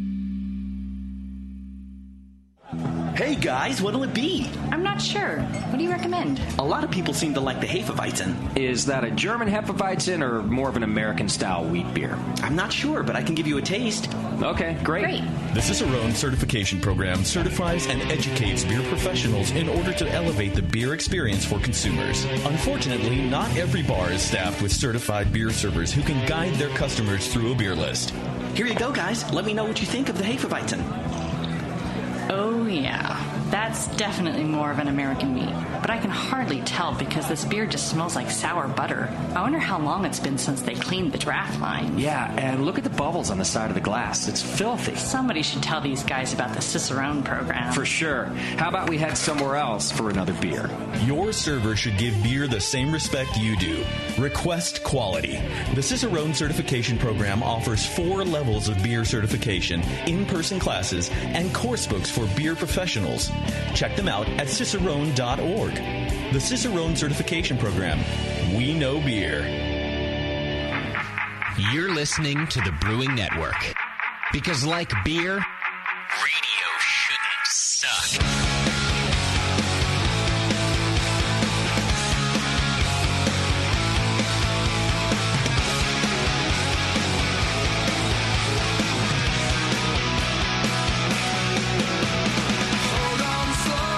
All right, everyone, welcome back. Man, I like those Founders guys. Yeah. They're great. I mean, I got to hang out for 5 minutes. Thanks. They were nice for 5 minutes. They were nice for 5 minutes, man. They were much nicer when you weren't here, though, which is weird how that happened. Well, I think that's probably a common occurrence. Everyone was better when Warren... Oh, Warren, dude, you came here too late. You missed it. You missed the best part of the whole thing. They were handing out $100 bills in the studio. You're just peeling them off. What? Making it rain? Making it rain. Bev got at least $5,000. Wow. And you missed it. Those guys are nice. They're nice people, man. Bev needs it. Bev not only needs it, deserves it. Deserves it. Yeah. Well, she needs it. I heard that. She also needs it, too. Speaking of needs, if you need hops, go to Nico Brew, dude. NicoBrew.com. He has the hops you're looking for. He has everything. Super fast turnaround. Everything's nitrogen flushed, vacuum sealed in Mylar, so you can keep them in your freezer. Just stock up. And if you're looking for big bulk buys, go to pro.nicobrew.com and you can get 44-pound boxes like for your club or whatever. But you no longer need a wholesale retail license. You don't need to do any of that shit. You don't need to be a brewery. You don't need to be a homebrew shop. You now, Warren, can go buy 44 pounds of hops. If I needed 44 pounds for 44, my personal use? Okay. Right. But if you're a homebrew club or whatever, man, it's there for you.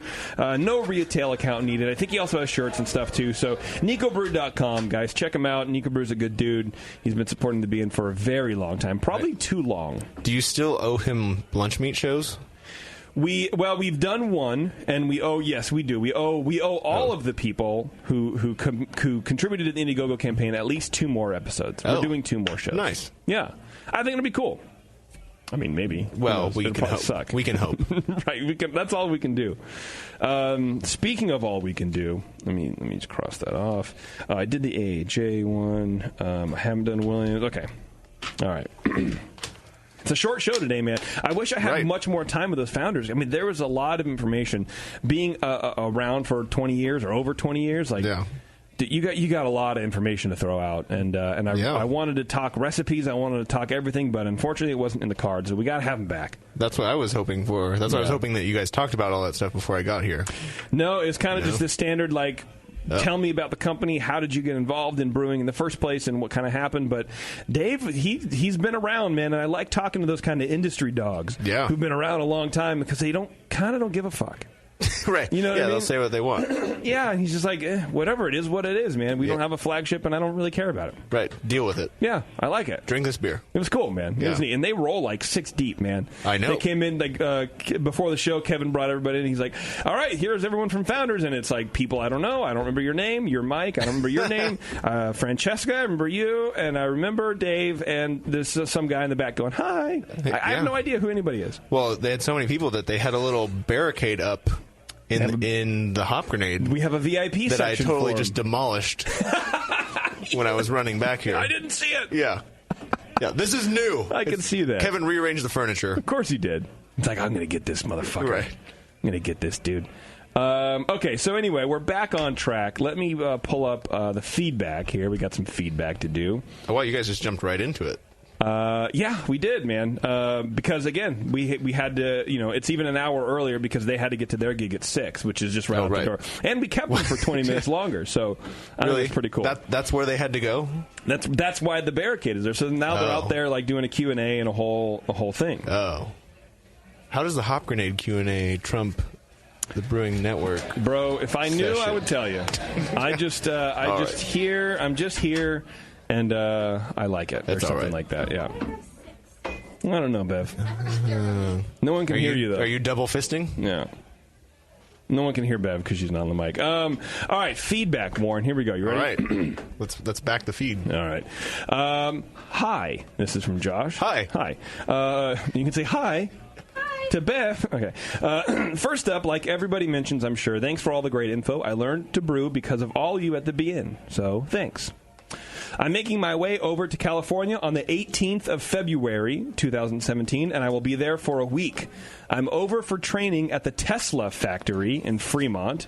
This guy works at Tesla. So he's close. Yeah. So I can't go everywhere, but I have 1 day free before I start. So I was going to try to make it to the Hop Grenade, but I was hoping you guys could suggest some places between or around Fremont and the Hop Grenade that have great beers. I have no idea. Thanks, Josh. First of all, Josh, I want my free Tesla. Yeah, I commute a lot, and I go right by that charging station, so I feel like I should be a good test for any high mileage cars that they need. Yeah, I will do that. Some sort of sightless program. Yeah, right. Yeah. They have the Teslas. Don't they drive themselves? Some feature I could test that because my car literally I just lock the steering wheel with a club, put it on cruise control, take a nap, and just go. Yeah, that's smart of you. Right. That's why you've been in 12 accidents.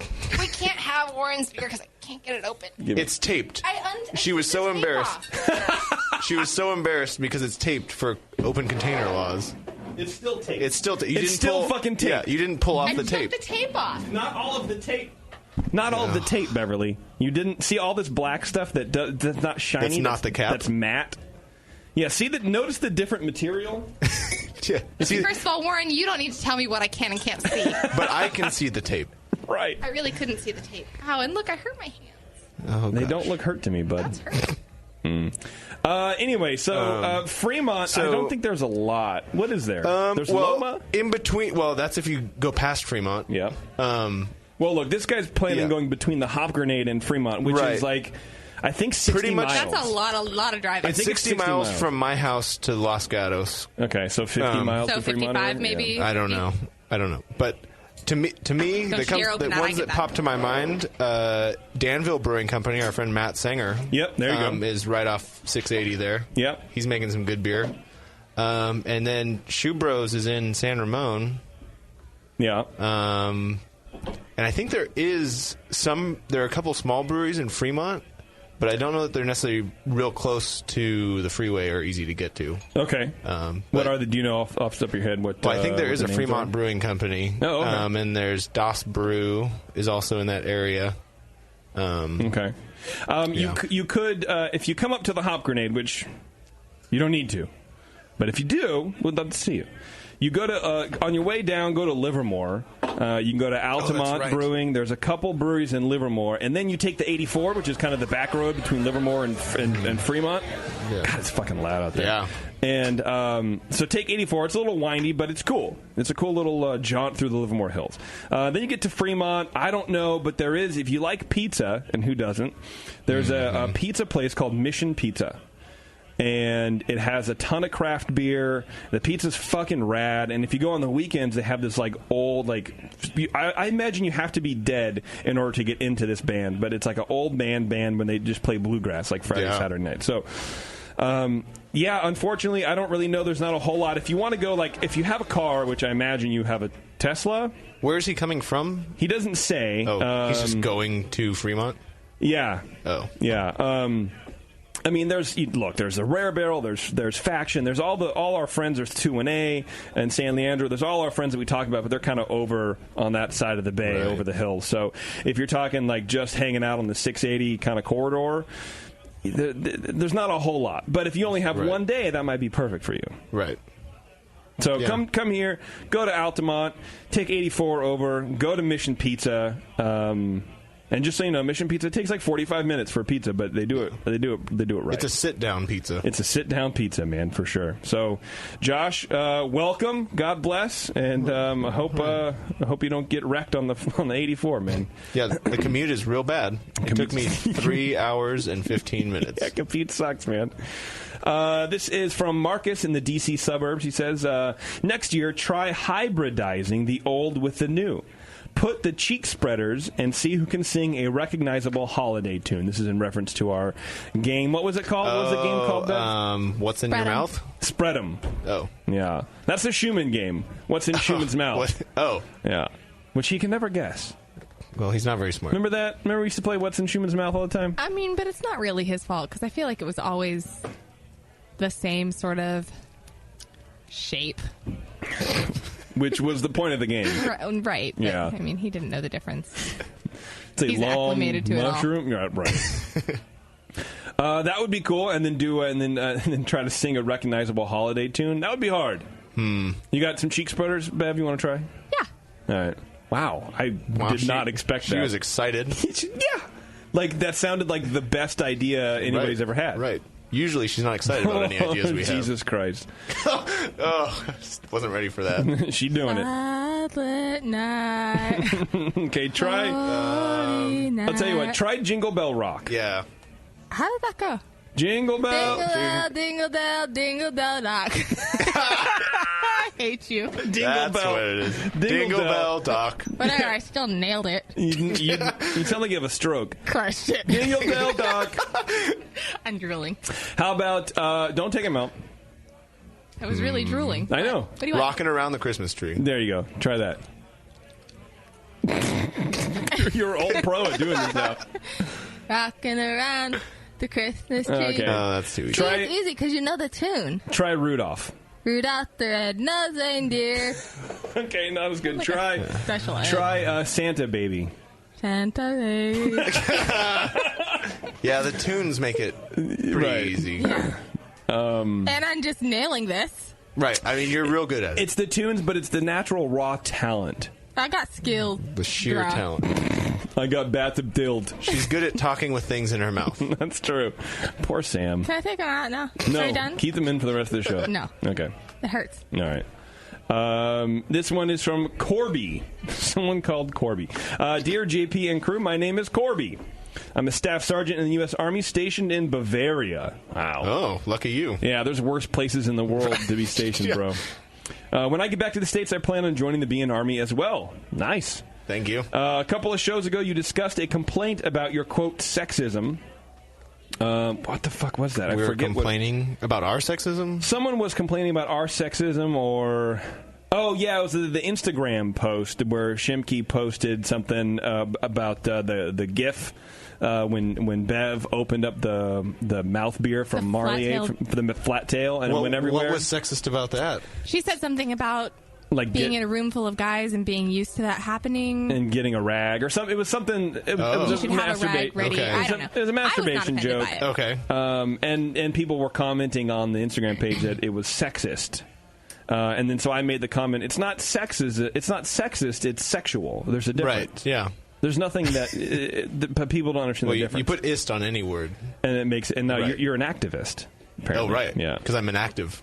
Yeah, right. You are an active, that's for sure. So I think that's what he was talking about. Anyway, he says, I listen to your show a lot, and I want to address your political correctness issue. I've noticed this ever since I started listening to you a year ago. I like it. You remind me what it's like to work in the civilian world, which I imagine in the Army, in the military, you're not really all that PC. Well, no, I thought he's saying that we're not PC. And that's in why the he likes military, it. he has to be. Oh. Right. I get, okay. All right.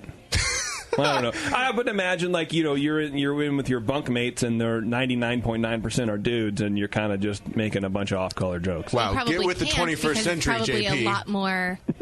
Probably. It's a there new are army probably that more we've serious got. repercussions. Right. Yeah, okay. Like 100 push-ups. All right. Yeah. All right. KP duty. You remind me what it's like to work in the civilian world. Please continue the way you are. Offense is not assault. There's no malice in your actions. And if Bevo wasn't insulted, then who cares? If you allow it, the vocal minority will control your every word. Fuck them if they can't take a joke. Sincerely, Corby. I won't say your last name. Well, first of all, Corby, thank you for your service. It's very, very much appreciated, my brother. And then thank you for the kind words. We appreciate it as well. And that's kind of what we built our, our whole show on, if you can call it a show anymore.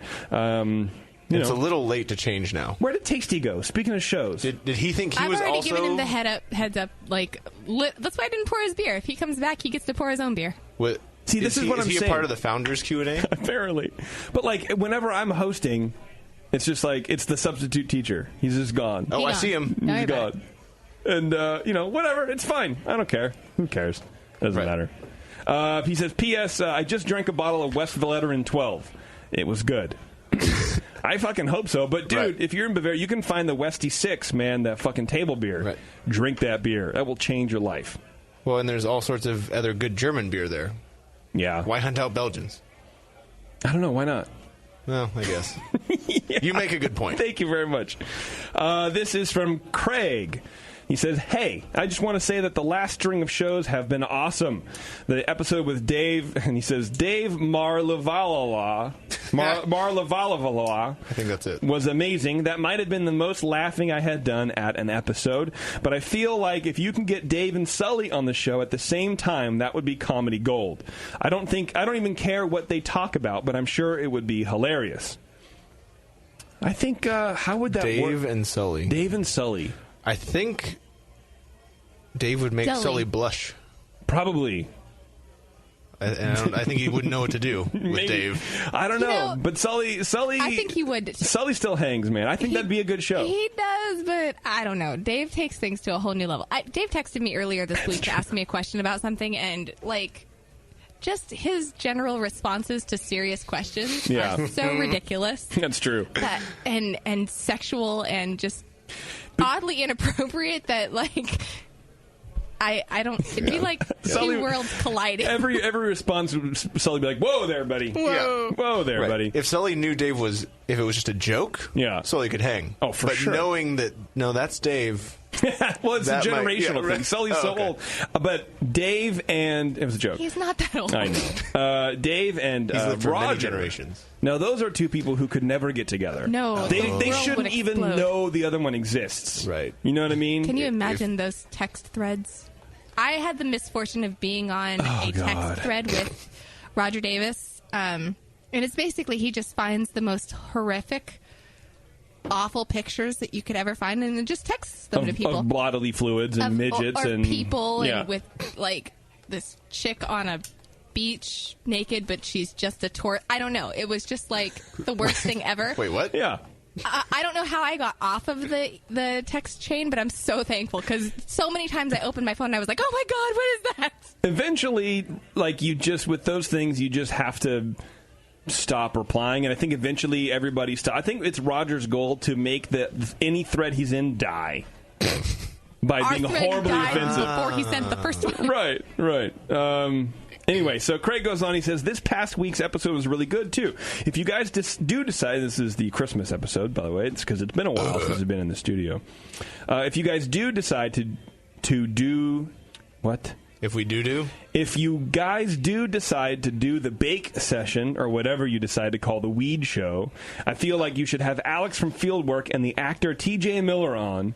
That is if they aren't the same person. The dudes sound exactly the same. What is with, like, everyone lately has been comparing people on the show to people in pop culture, and I think I'm pretty hip, but who the fuck is TJ Miller? Oh, TJ Miller, he's a funny guy. He's on Silicon Valley. I know TJ Hooker. That was a good show He's in the 80s. Ulrich Bachman on Silicon Valley. I've never seen Silicon Valley. Well, it's a funny show, so that's why. Okay, that's right. I only like depressing Right.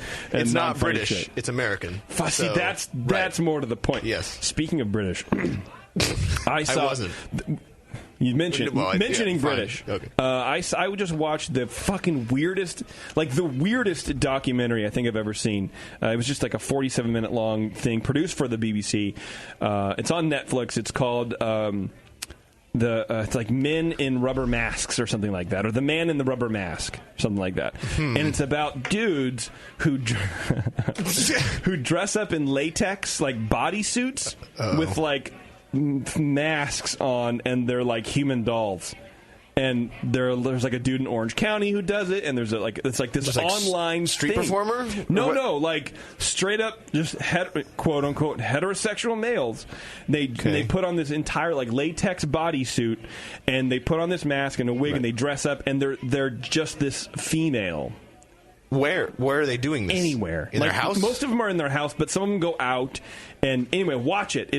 I haven't laughed so hard at other people being themselves in a long time. And I don't mean it like, I wasn't like, oh, I want to beat that guy up, but it was like, it looks odd where the mask doesn't move. Yeah. So it's like, remember those old Halloween masks from the 80s or whatever that's just this plastic mask with like a strap in the back, right? Yeah. And they're talking and they're gesturing, but the face doesn't move and the eyes are just wide open and the mouth is all weird, and this dude's talking and he has boobs. It's like a suit, right? Okay. A silicone suit.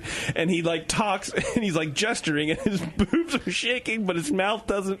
It's the fucking weirdest thing I've ever seen, man. So it's just if you went over to Dave's dinner party, why did you that's watch what he that? would be wearing? Like, instead of like a plaid shirt? Well, I don't know that. I think a couple of these people, like, that's Did what you they get that? do. That's their hobby. That's what they, like, Situated? it's just what they're into. Oh, okay. Did you get that? Beverly, be quiet. Oh, I didn't know my microphone. Sorry.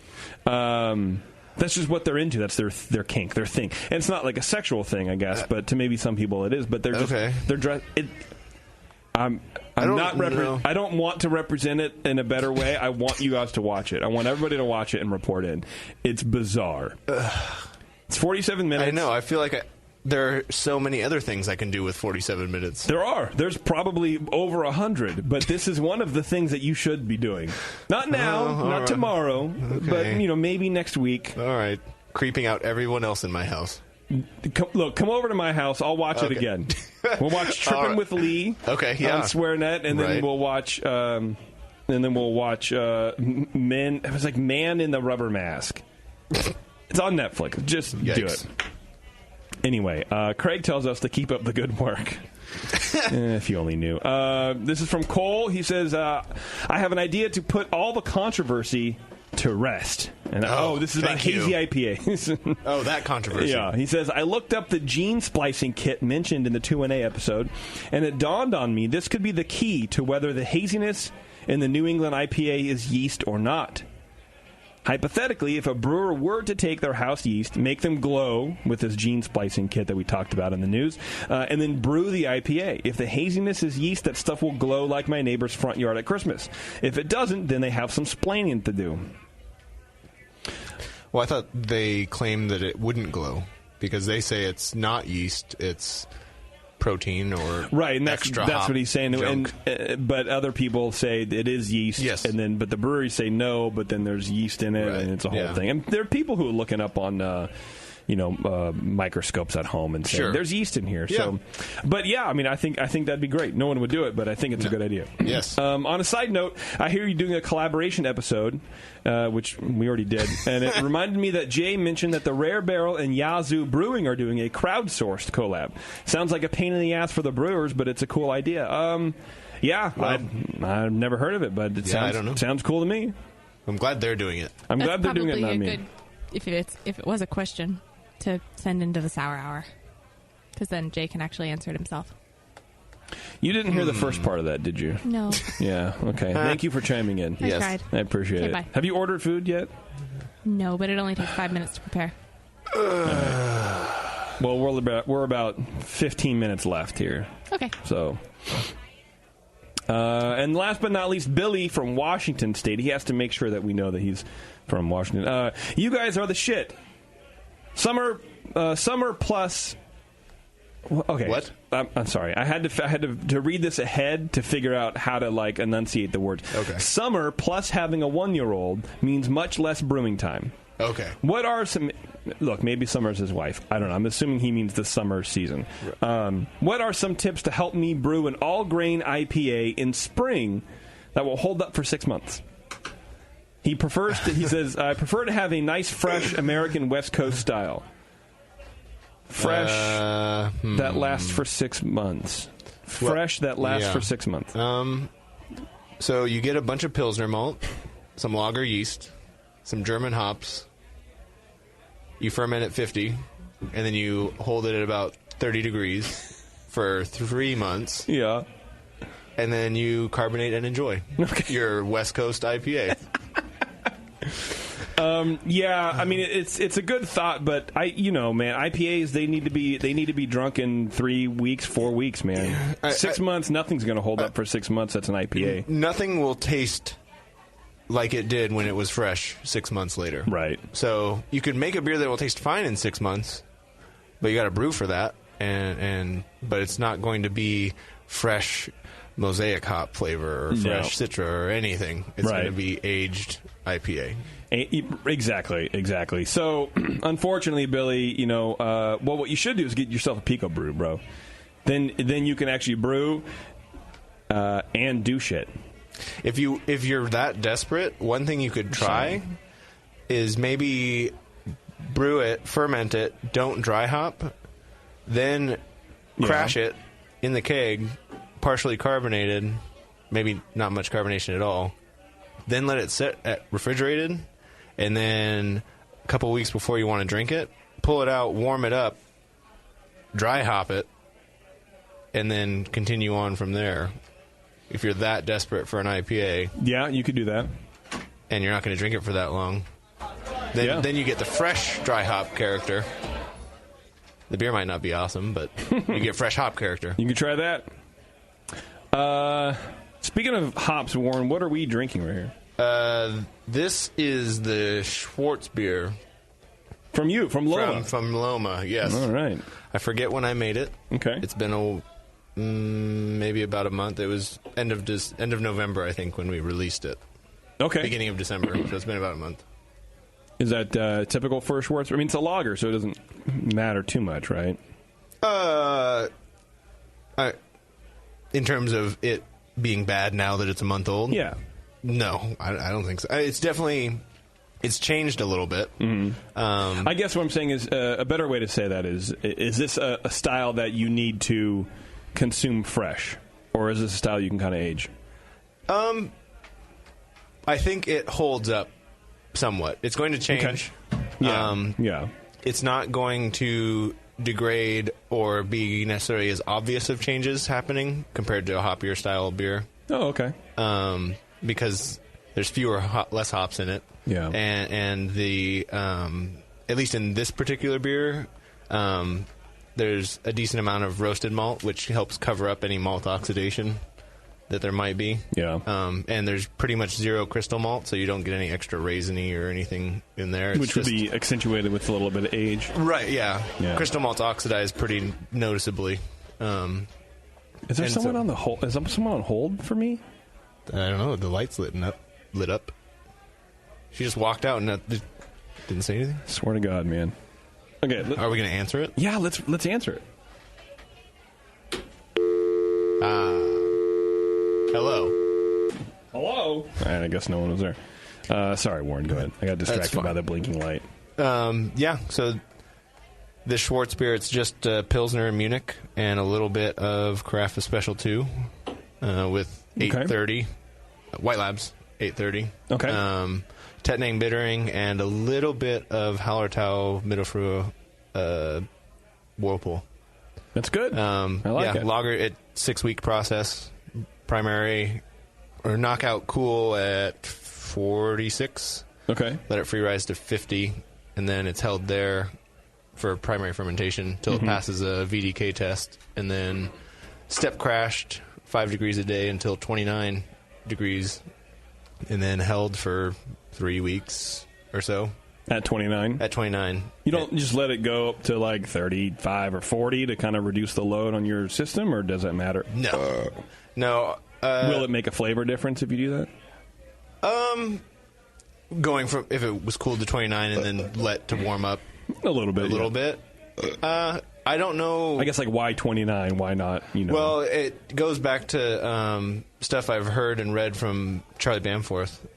Talking about the settling of compounds, phenols, and even just yeast and everything, how much exponentially faster it happens at 29, even compared to 33 degrees.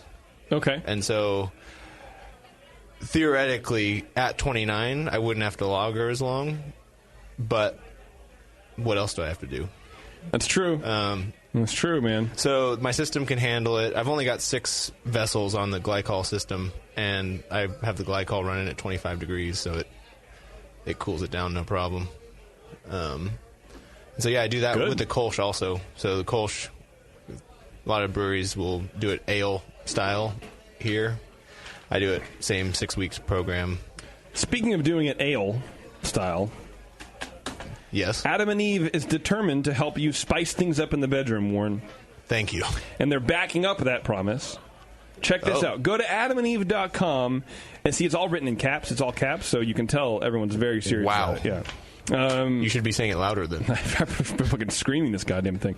Go to adamandeve.com and you'll get 50% off almost any item when you enter offer code BNARMY. You get 50% off. Enter that code in at checkout, which is a great deal in and of itself. Now backed by popular demand, and for a limited time only, you also will get a free... Oh, is it a new copy? Yeah, it's free. Something called, quote, the Big O kit. A kit? Yeah, a kit. It takes a whole kit. Fucking yes, goddamn right it does. Wow. Who doesn't love the Big O? Adam and Eve's Big O kit includes their exclusive Climax gel and a mini vibrator. See, this is why I waited for Francesca from Founders to leave the room. Yeah, because I didn't want to. This is very sensual copy. And yes. I feel I'm glad Bev left. Also, I'm glad that all the females are gone. That way, just you and I can discuss talk about the Big O kit. Man. Yeah. Fuck, wasn't that that was an anime. The big anyway. Sorry. You'll get their exclusive Climax gel and a mini vibrator.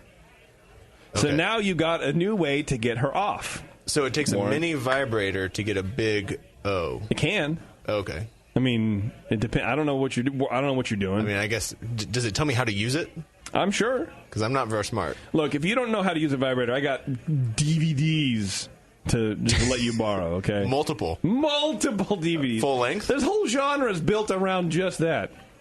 Anyway, What girl wouldn't love this, Warren? You'll also get their entire order sent to you for free, so hurry up, take advantage of this limited-time offer, everybody. It sounds pretty cool. You can choose a new adult toy, a naughty movie, or almost anything else. When you choose that one item at 50% off, you'll get free shipping, plus the Big O kit, which includes the Climax Gel and the aforementioned mini vibrator, so it's discreet. You won't find this deal anywhere else, people. BN Army at checkout. That's BNARMY. BN Army at adamandeve.com. I love it. I love it. I love getting free stuff. Right. And kits. See, we were talking about this. Maybe you weren't here. I don't know. We were doing the White Labs live read about their new I was not here. Search function. They have a search function on their website, so you can search internet? keywords. Search search their website for what yeast to use for what batch, right? And I'm like, I love being told what to do. I love kits. Just fucking open it up and tell me what to do. Give me the things I need and how to do it. Right, exactly. Yeah. That's all I need, dude. Right. That's all I need. That's all Taryn needs. That's not all she needs, but that's some of what she needs. It's a good start. That's for sure. Let's do. Did I really do this? I'm a fucking idiot. Sounds like we got some beer news to do, but I think I only have 2 stories, but I thought I had 3. Yeah, okay. So there you go. It's a sad day here at Beer News. Well, I copied the same thing twice is what I did. So I'm stupid. Because it's twice as important. It's twice as important. This is pretty interesting. Let's talk about this first. Asahi is supposedly to buy some beer brands from Anheuser-Busch InBev for $7.8 billion. Who is Asahi? Japanese beer. Oh, that Japanese. Okay, mm-hmm. Yeah. Not Sapporo, but the other one. Right. The second giant Japanese beer company. They said on Tuesday it would pay $7.8 billion to buy a group of Central and Eastern European beer brands from Anheuser-Busch InBev, which of course is based in Belgium. They're selling the brands, including the Pilsner Urquell Group, to allay concerns of European competition regulators after it completed its merger with SAB Miller in a deal valued at more than $100 billion. Wow. So Pilsner Urquell is now going to be Japanese. Instead of European. Instead of Belgian, I guess. Because of yeah. So instead of European, they're going to be... I don't know. I feel like a Czech beer that's really owned by a Belgian company. That's sort of neighborly, right? How's it feel, Europe? Right. Yeah, now you know. I'm reading the press release. I think it's going to be beers that we don't know. Asahi Group is pleased to announce with AB InBev to acquire businesses in the Czech Republic, Slovak Republic, Poland, Hungary, and Romania. And I was looking for a list of these names, but I feel like we won't know who they are. Yeah, here they are. Puhala? Puhala? What the fuck is 12 months again? Cox tastes good. Cox tastes good. Cox tastes good. Yes. Pilsner Urquell, Kozel, Tyskie, and other brands, Pilsner Urquell, Lek. I don't know. Beer. Things I don't know, man. I thought it'd be more interesting. They bought some beers. So that's going to be crazy. That's crazy, sort of weird reshuffling of things to come. Right. I imagine they're not going to shift production to Japan. That doesn't seem like practical. I have a feeling they're going to stay there. Yeah, there's no need to move everything over, right? Well, it wouldn't be the first unnecessary move. Well, that's probably true. Speaking of things that are unnecessary, Anheuser-Busch and Keurig are trying to invent the home beer dispenser. Where you just pop in a cartridge and you get beer? Yep. Uh-oh. Right, exactly. So I don't think it's really clear as to how this is shaking out, but apparently they say in 2015 Keurig debuted the Keurig Cold, with a K, machine, an appliance similar to its coffee maker for cold sodas. The pod-based beverage machine would allow users to make Coca-Cola, Pepsi, etc. At home. In the sub, which I imagine the pods just had the syrup, right, and then you have the carbonated water, and you kind of just mix, which is what they do in the stores anyway. It's all in the box. Yeah. Right? In the summer of 2016, just 10 months after the launch, Keurig pulled the plug on the project. The price of the machine, combined with a cost per serving, ultimately killed it. AB InBev and Keurig are hoping to take that cold technology and create a system that would let you presumably brew beer on demand in the same vein as the soda machine and the coffee predecessor.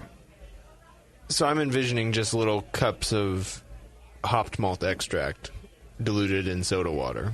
Yeah, like mixed with powdered alcohol I guess or something like that. Yeah, they could put a little bit of ethanol in the syrup there.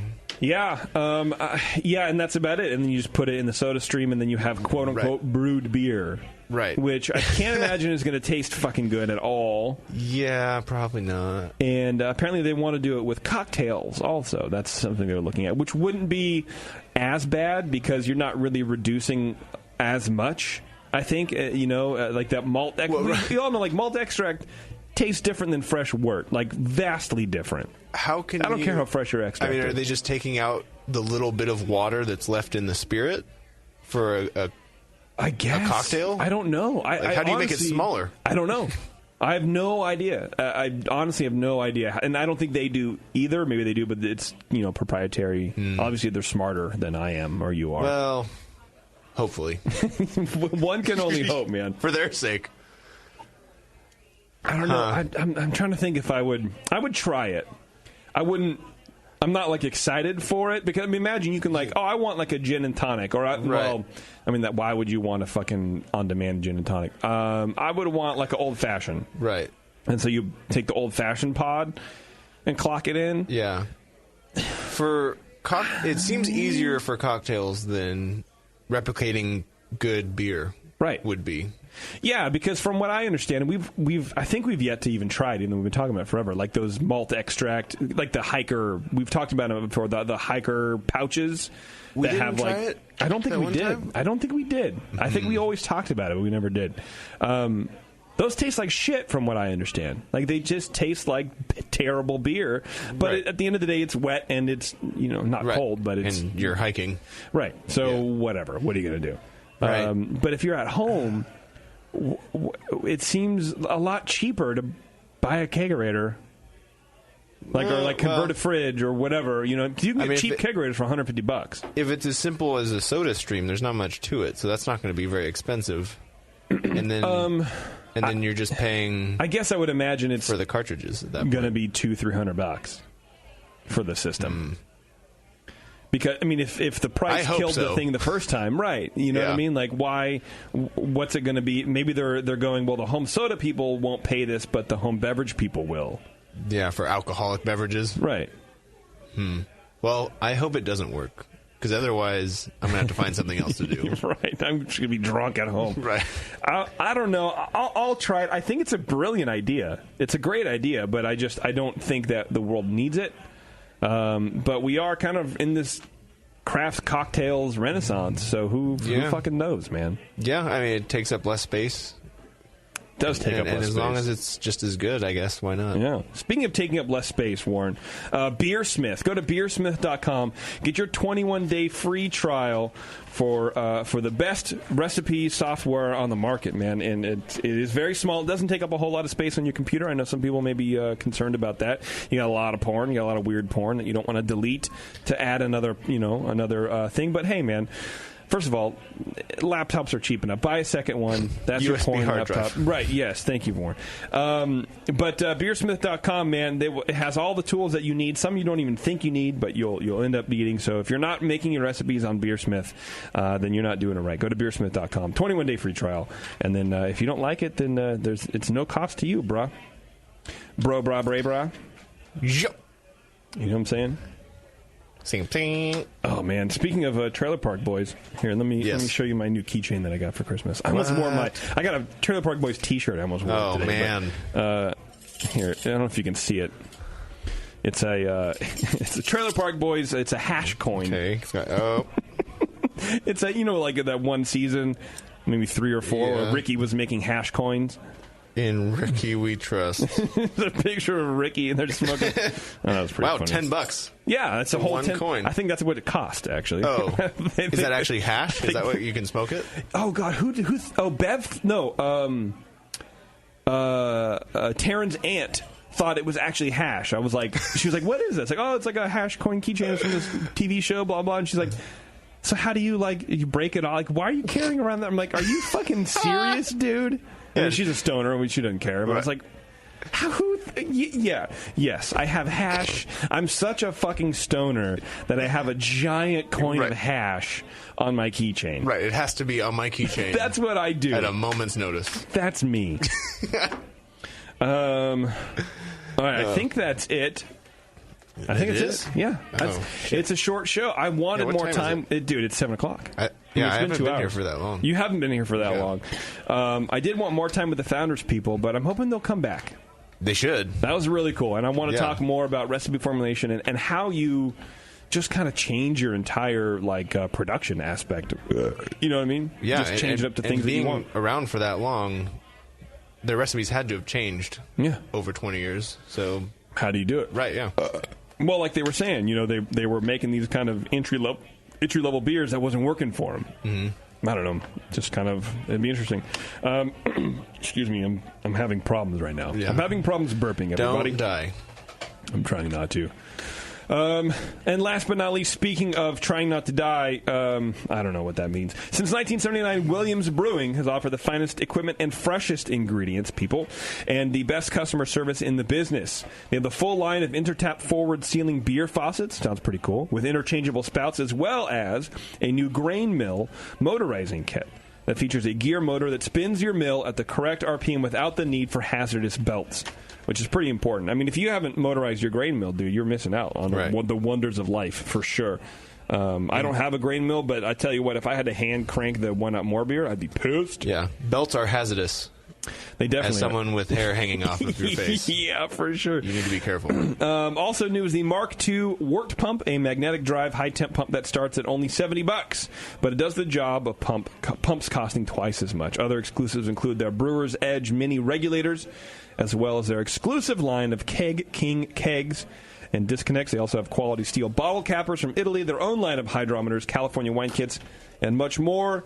Go to williamsbrewing.com to check it all out, everybody. We also have the Twitter game, by the way, Warren. Oh, we do? Yeah. Did you happen to do any of that? I figured it took me a while to find what the question was. Okay, yeah. Because it wasn't hashtagged another dumb BN game. No, I didn't have time. So I just saw people responding. Yeah. So part of the game is me figuring out what the game is. That's the game within the game. Right. So the question was, why is Justin in New Orleans? Or what's Justin doing in New Orleans? And I'm hoping people get kind of weird about it, because New Orleans is a weird city. There are some weird things that people said. Okay. Go for it. I'm ready. I'm ready to write down the things that I like. Ron says... Ron. I know, right? Bevo's back. That's a weird response. Ron says he picked up his voodoo doll of JP. Okay. Voodoo reference? Probably accurate. Right. If he's not, he should. Alex says collecting the necessary ingredients from a voodoo priestess to keep Tasty alive-ish forever. It was Alex? Yes, Alex. Right. Panther Hollow says a Cajun glory hole. It's when you get a Hummer from a dude mumbling Adam Sandler Waterboy quotes. Okay. That's not bad. No, it seems like something that would happen. It seems like something that would happen. That's true. Brian says strip clubs and a voodoo spell to get AB to buy the BN. That would be, hey man, that's a Hail Mary pass right there. Right. 2017. Yeah. How much do you think the BN would be worth? $13. On a good day. And how much would we get of the split? Like, let's say they bought it for like $1 million. How much would you think we'd get? High five. Yeah. A nice thank you card. Sent from Spain. Yeah. No, I think we'd get something. Oh, for sure. That wasn't a very funny response. Yeah. Like a hash coin. I'd take it. You have one of those, don't you? Yeah. He would have 2 hash coins. All right. Who else said Devin said something. He said collecting swamp water for the next beer in the Brewcaster Challenge. Okay. And meth. Oh, yes. Right. Apparently meth is a big thing in New Orleans. I think it's big everywhere, baby. Okay. Yeah. I know it is in the Santa Cruz Mountains, that's for sure. And then lastly, Chris says taking the first of his 45 planned vacations for 2017. This one centering around gypsy motorboating. 45 planned vacations. I will say that if that's true, this would be the second of 45 planned vacations. Really? Yeah. Hi, Beverly. Where did he go? Already? I don't know. I'm just making shit you're up. just thinking, I have no idea. Okay, sure, why not? Yeah. Yeah, it's the 2nd. Yeah. 2017. I want you to eat a taco wearing that fucking cheek spreader outfit. Oh. I ate I really need chocolate you to do cake. this. That's true. You She did eat the... It was so difficult. That's not what it was called. What was it? It was a log. It was a Yule Yule log. You His ate- tails are good. You ate log. Right. Fudge log. Fudge log. You drooled fudge log. Well, okay, so... is that it? Yes, that Right. is Well, it. the winner of the we're just gonna Twitter declare a game winner. is going to get a Catalyst fermenter from Craft-A-Brew. Go to craftabrew.com. The Catalyst, which is that condensed plastic conical. Right, that hangs on the wall? No, that's something else entirely. This is something better than that. It's less oxygen permeable. It's like 90% less scratch resistant or more scratch resistant. Good. It has its own stand, so you can fit it in a fridge. Oh, nice. Yeah, it's really, and the whole lid comes off, so it's easy to clean. Like all the other plastic conicals, Right. it has a 13-inch bunghole or whatever. Right. But this has like a giant, not 13-inch, but 13 stopper. Yeah. Number 13 I've stopper. got fat hands. But it's hard. Yeah. You can't. And then you have to fill it up with PBW and all this kind of shit. But the Catalyst is rad, dude. So check it out. Craftabrew.com. They're kind enough to give the winner of this terrible Twitter game, a Catalyst. That makes me feel like we should take extra time to decide who deserves such a good prize. Normally I would, but I have a full bladder and an empty stomach, and those, Right. So what I had written down for my favorites were Rob, who said Jay was going to get a voodoo doll of me. Yeah. Alex, who said he was going to keep Tasty alive through voodoo and any means necessary or whatever it was. And then Chris, Jay's taking his first of 45 planned vacations for 2017. Yes. You want to add anything else? Or, that's about it. No, I think those are fine contenders to be the finals. Okay. I have my. I think Chris was probably the funniest because it makes fun of Jay. Yeah, it does, but it doesn't. Well, it's not very New Orleans-y. No, I guess he did because he talks about gypsy motorboating. All There right, you go. yeah. Chris? All right, Chris gets. All right, Chris. Gets the fermenter. There you go, buddy. Email me, jp@thebrewingnetwork.com. And if you can't get a hold of me, then email someone else. But email me your address, motherfucker. And I will get that over to Kyle at Craft-A-Brew. And if you guys want to check out the Catalyst, craftabrew.com, excuse me. I think /the Catalyst, but it's on there. It's a really cool device, man. I'm pretty jealous. Okay. Maybe you should play the Twitter game. Maybe I should. That's probably a good point. I did want to mention that the Founders guys have an app. We were asking them about where to find their beer, and we kind of got sidetracked like we do. But anyway, they have an app. So if you want to find Founders beer, check it out. I'm sure it's in every app store you can ever imagine. And that was about it. I appreciate the Founders folks for coming in. That was really cool. The beer's tasting good. If you guys are out and about and there's a Founders event near you or there's some beer around, check it out. Are we ready to leave, Warren? Did you do any sort of outro stuff? I know you came in late, so it doesn't matter if you did. But I mean, I could say some things as the music's playing. All right. Well, everybody, we'll be back. What's going on next week, Bev? Yeah. What day do we have to be here next week? She's on the phone. She doesn't know. She's just scowling. That's resting Bev face. Oh, it's not resting bitch face. It's resting Bev it's face. It's a special kind. Let me see what's on Shut the up. calendar for next week. What's up for next week, Bev? Old Republic. Where are they out of? I don't know. Okay. That's okay. I think it's California. I do know it's California. There you go. I just don't remember. I'm sorry. You should have said California. Well, that's fine. I thought you wanted more specifics. It's on Martin Luther the King Day. That's cool. Oh, isn't that? I believe they're in we don't have studio that as off. well. We don't have that off. What? Oh. I believe they are in studio as well. Oh, great. Okay, cool. I like in-studio guests, man. It's a good time. Okay, Yeah. Warren, let's get out of here. What do you think? Yes, please. All right, here we go. Thanks, everybody.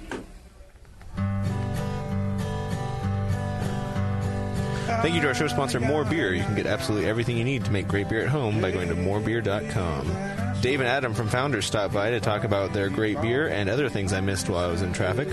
Merge your love of Disneyland with your lack of engaging podcasts and go to earsuppodcast.com as JP, Terrence, Bevo, and Taryn talk about all things Disney. Go check out Moscow's Hop Cartoons over at hoplifestore.com. Get on Twitter for some good beer insight and homebrew info. Follow Nathan Smith at Nathan Homebrew, Mike McDowell at Tasty McD, JP at Major Jip, and Warren is stuck over at Another Beardy. Tonight's show was produced, and your host has been JP. Be sure to find the Brewing Network on Facebook, Twitter, and Instagram. It was produced. That's an actual fact. Yes. It's produced by Beverly, I think. No denying. All right. Thanks, Warren. JP's an asshole. Justin's a nice guy.